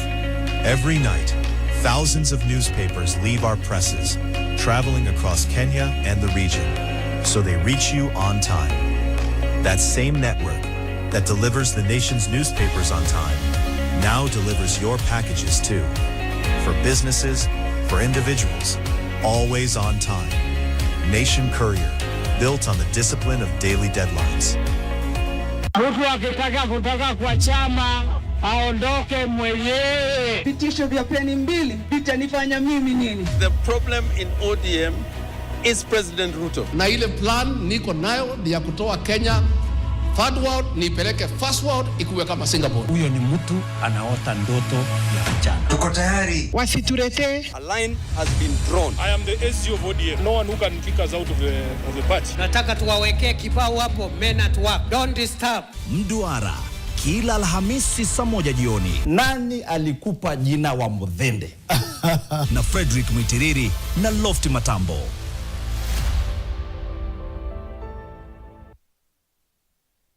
I thought you meant it when you said that hiyo ball yenye ulikuwa nayo back then was the only leverage that you had. Leverage ya make sure that I walk empty-handed from the almasis. Sasa huu ndio wakati mwafaka wa mimi kuiteka imani ya Mine na huruma yake. If anything happens to you right now, usinipigie simu, don't you dare call me. You're on your own right now. Unafaa kwanza kujipanga. You're in danger. Mali ya kakaangu imefikia mikono halali ya warithi wake.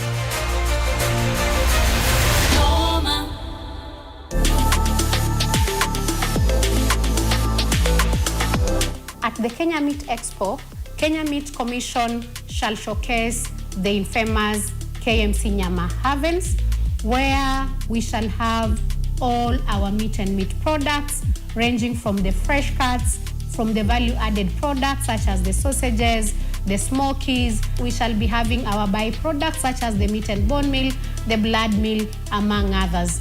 We are inviting you to come and have an experience, a one-on-one experience with our products, as well as have a sizzling experience with our ready-to-eat Meet.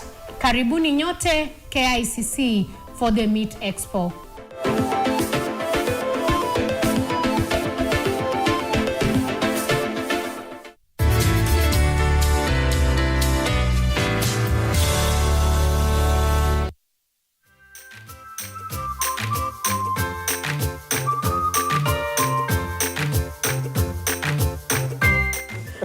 Welcome back. Yeah, in the podcast. Inaenda by 3 hours. Podcast. Welcome back. I know it's past midday. Yeah, past midday. But the show continues. The show continues. For just a bit longer.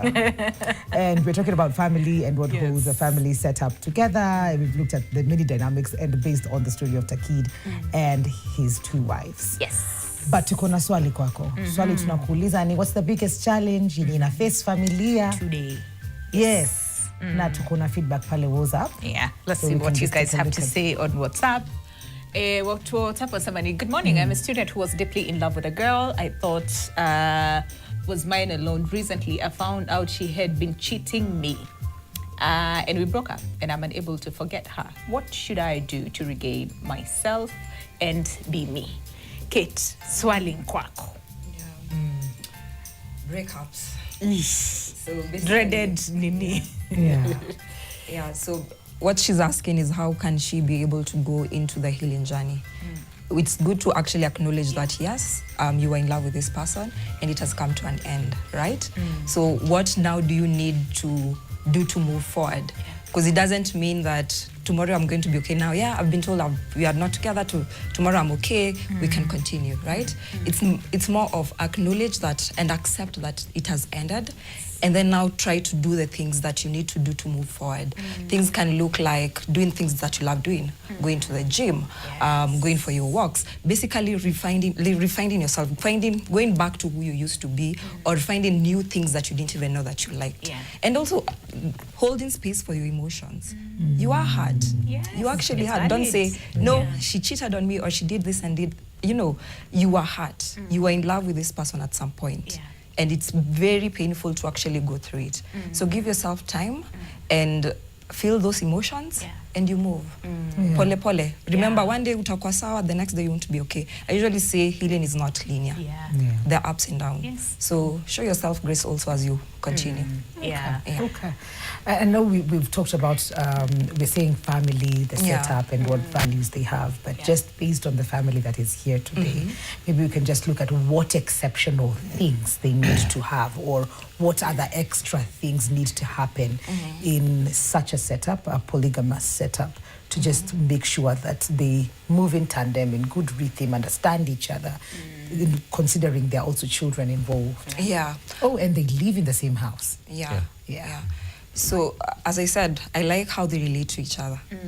There's a sense of emotional safety. And that's one thing that nitasisitiza, emotional safety. If you're emotionally safe, it means that you can be vulnerable, you can communicate your issues or anything you're going through easily. And that means all of you can hold each other, So emotional safety is very important. Is there trust in this relationship? Do you trust each other? And trust can look like I'm able to tell you whatever it is.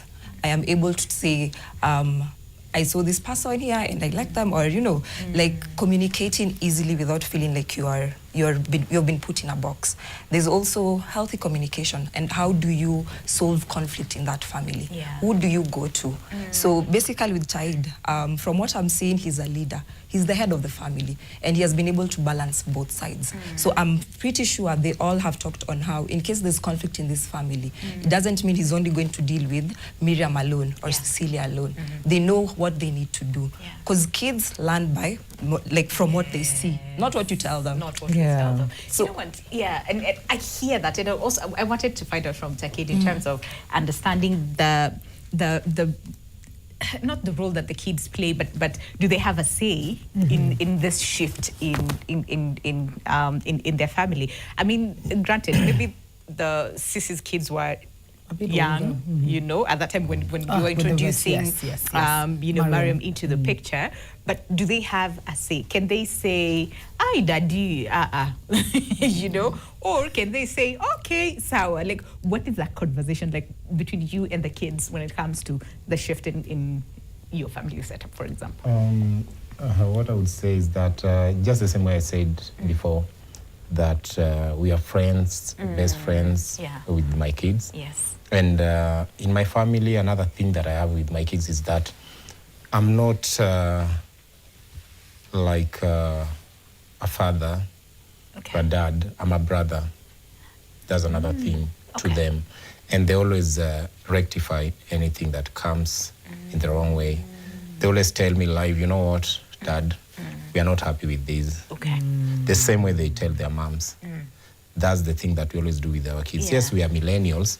It's different from the way we were brought up. Yes. Before, remember, we used to have, there were 2 seats, these dads and these moms.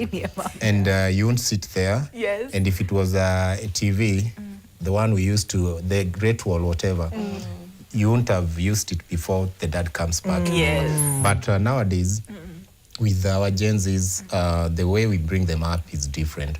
And I think also, according to the things that I've gone through and the exposure that I have, I never want my kids just to see me as a father whom, if they see or they hear me coming back at home, they're like, people run. No, we share a lot together. We are friends, and we're always open to each other.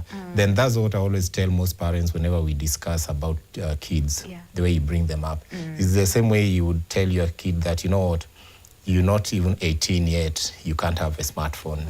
You're lying to yourself. Because nowadays, we have social media. Yes. The same way, I might deny my son or my daughter a phone, a smartphone, but the neighbor's kids have.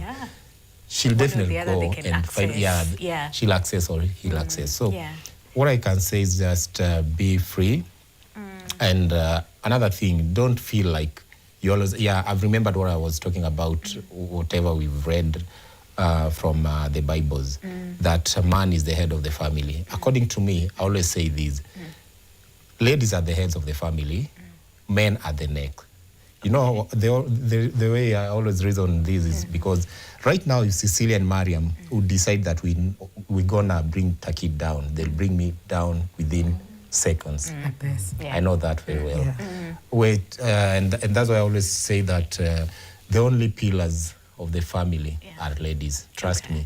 And that's why, to me, for sure, even if I have 2 or if I would have more, I respect ladies for real. Because without them, I won't be me like now. You see? And that's why even if it comes to budgeting, if you want a family that's comfortable, that you understand each other for sure, I hear most men say, mi risiti yangu hata payslip, wife haezi jua. Why? Just be open. Hizo zote ndio zinaleta ugomvi kwa family. But if you're open to them even on what you earn, how you spend it, I think everything will be okay. And that's how I manage my family, all the kids and wives. Is it easier that wote mnaishi in under one roof, you know, because but it didn't start out that way. So at some point, Cici and Mariam were living apart because of work and whatnot. They used to stay in different places. But now I had to decide. But it wasn't that far. It was like 100 meters away from which sometimes Mariam used to come and spend at Cecilia's. Cecilia used to go and spend at Mariam's. And maybe there are some days that you feel like, okay, Mariam would like to cook maybe some pilaus. Cecilia would like to cook maybe some fish today. Then the whole family goes. So it's something that we've grown up doing together, you see. That's something we've grown up doing together. And I think we all know each other. Even right now, if there's something that I'm missing, or maybe there's something I'm talking about that is not right here. It's only that they can't come in live now. But now later, maybe they'll go tell me, and you know, man, pale na yenyewe hapo ulicheza hivi. But most men tuko na ile kichwa like Mr. Mbiwa. Yes, kwa polygamy in a way pia nisitumie hiyo word sana, but dictatorship kidogo inafaa kiasi juu ya one thing. Kama sitakuwa hivyo, Cecilia atakalia Mariam, Mariam atakalia Cecilia. Hakuna vile wataelewana pia. Sasa zingine unakuwa like authority where you know Okay. Hivi ndivyo iko. Yeah. Okay. I see that. I think that's so nice. Because tunapika chakula kwa window together. I like that. Yeah. Because again, we've had a lot of stories where even amongst the ladies, like when we're having this discussion, they're like, ni sawa kuwe naye lakini nisijui hata anaishi wapi. Like wewe kana huko mbali, maybe kind of tusiwahi patana. You know, but it's different. It's very different. I like it. Inaleta pia kwa conversation nyingine pia naweza uliza. Most ladies tunakuwa pia saa zingine funny in a way. Unasema saizi wewe ukiletea utatoka. Ni sawa, ni right yako vile tu imesemekana. Choice ni yako pia, je, emotions zako na ufai kujihurt ati ndio nile. Ni kama unasikiaga divorces.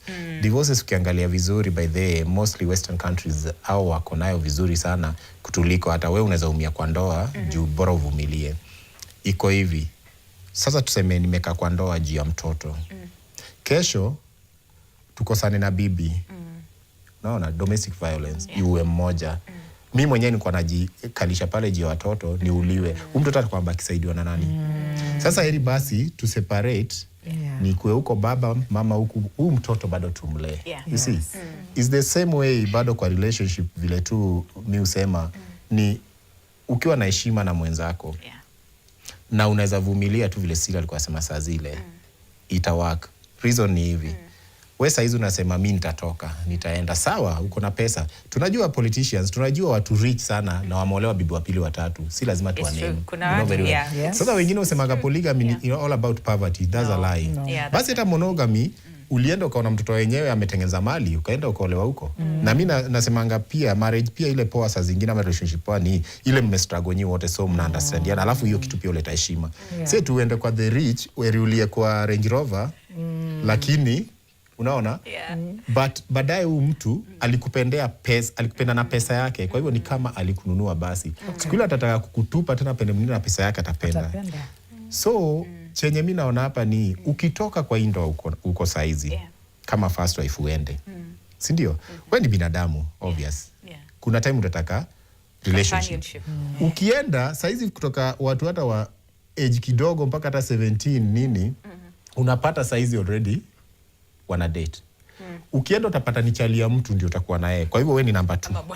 Ukienda utapata ni bwana wa mtu uko na yeye. Kwa hivyo wewe ni number 2 ama 3. So mbona ulikuwa unaacha kuwa number 1 kwako? Uende ukwenda number 2. Ufikirieni kitu zaidi. Hello. Hey. Unaona ni kama wanaume wata thrive. This is what they were meant to. This is how they were meant to live. Should we accept it? Say it's okay. Wacha wala hivi. This is what it was meant to look like. Yeah. Different societies have different dynamics. Okay.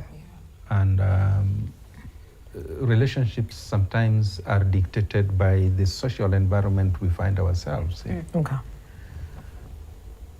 In this part of the world, it has been necessary that we have the kind of relationship, and for a very long period of time, that Takid is in at the moment. Okay. Of course, changes have taken place to the extent that this kind of relationship seems a bit strange and peculiar. But there were times that it was never peculiar. Yeah. I was just telling her that during my high school days, I studied with a gentleman who called himself the son of 40. What does that mean? He had 40 mothers. Oh. By the time he was born, his wife had 40. Rather, his father had 40 wives. And this is a man who married slightly in excess of 100 wives. And by the time he died, he had about 80 with him. This is a man I knew personally. This is a crocodile. Exactly. Aha. You see that? Yeah. This is how our social environment got structured. Yeah. And there is a reason why it got structured that way. And I don't think it is anything that somebody should frown about. And at any rate, I think this spells the highest level of human intellectual and emotional maturity. That kind of sophistication that can allow people of separate or disparate backgrounds to come and synergize together and live as a unit is not an ordinary thing. It indicates a certain level of understanding about the social nature of humans that is alien, completely alien to what we have inherited from the West.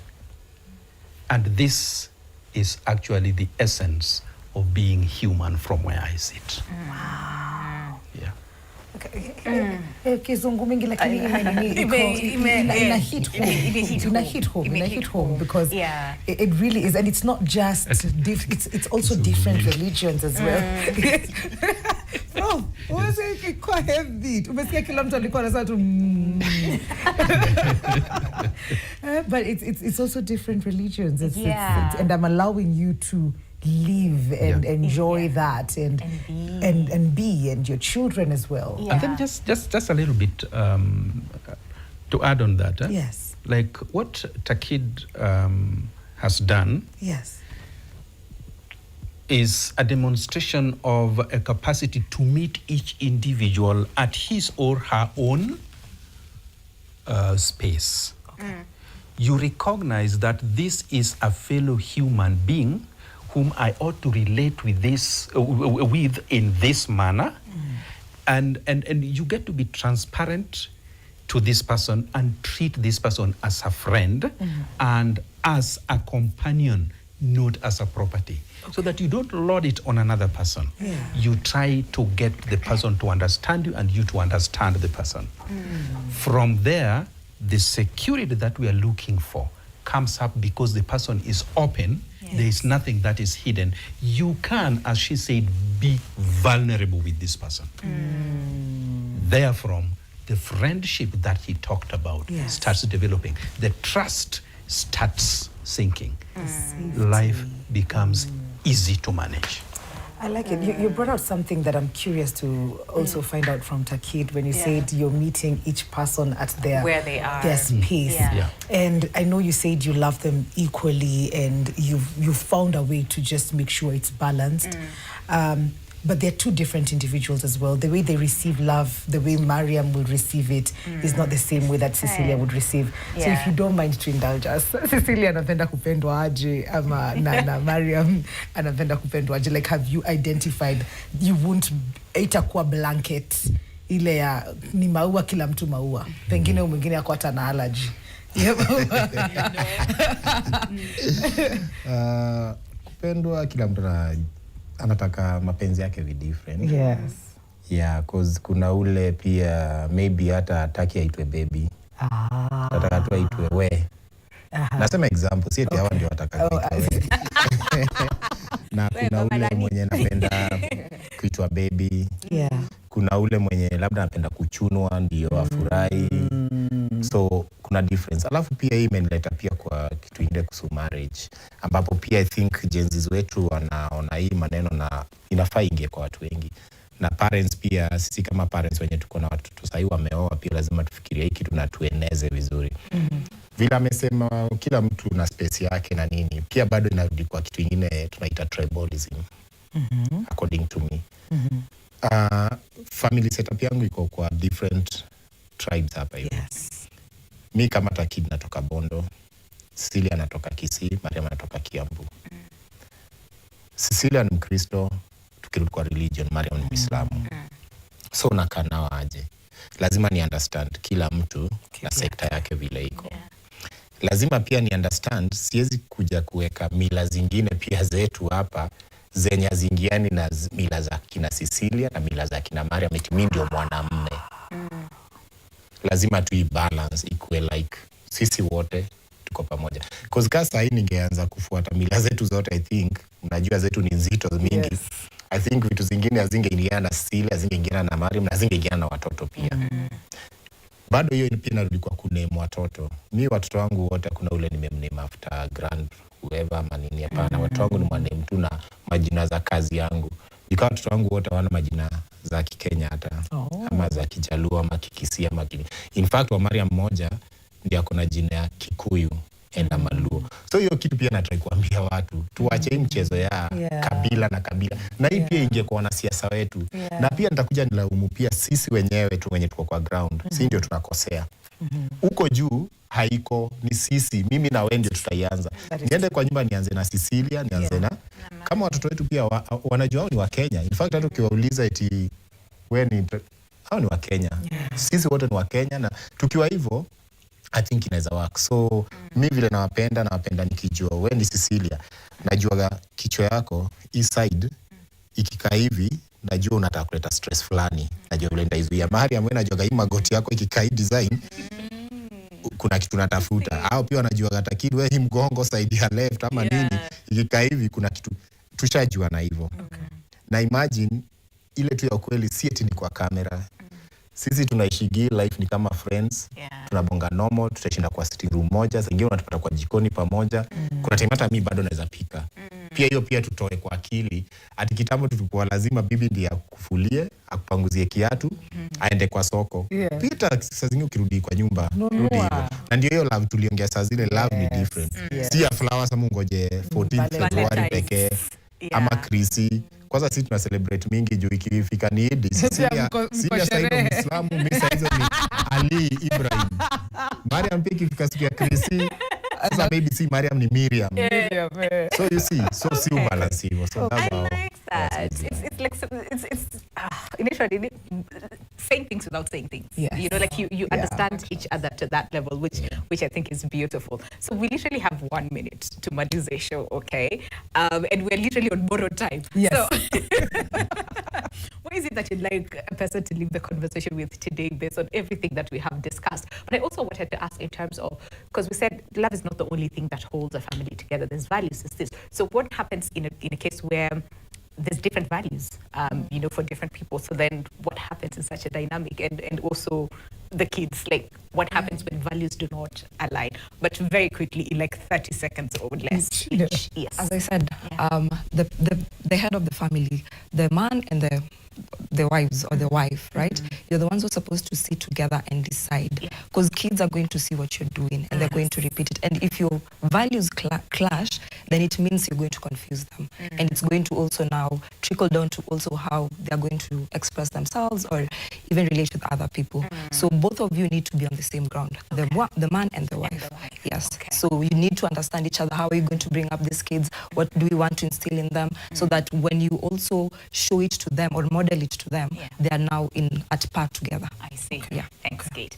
Prof, in like 15 seconds.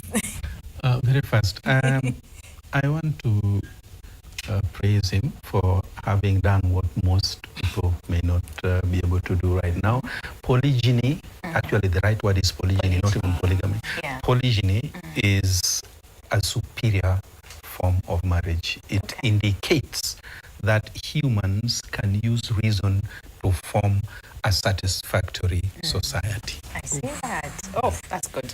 Takid. 15 Tumalizie. Take away. Yeah, me, I can only say this. In any relationship, whether it's a marriage or just a relationship, monogamy or polygamy, we only have these three things. Honesty, responsibility, and equality. Very well said. I love it. Hey! For 26 years. Like most people would think you're just starting this thing, but 26 years of this, 23 actually of this. So, Amazing. Okay, I hope you've learned. I hope you've picked whatever you picked. I hope you've enjoyed the conversation today. My name is Winnie Lubembe. Stay safe. See you tomorrow on Relationship Tuesday. My name is Mikali Merino. Have a good day. Goodbye, guys. See you tomorrow.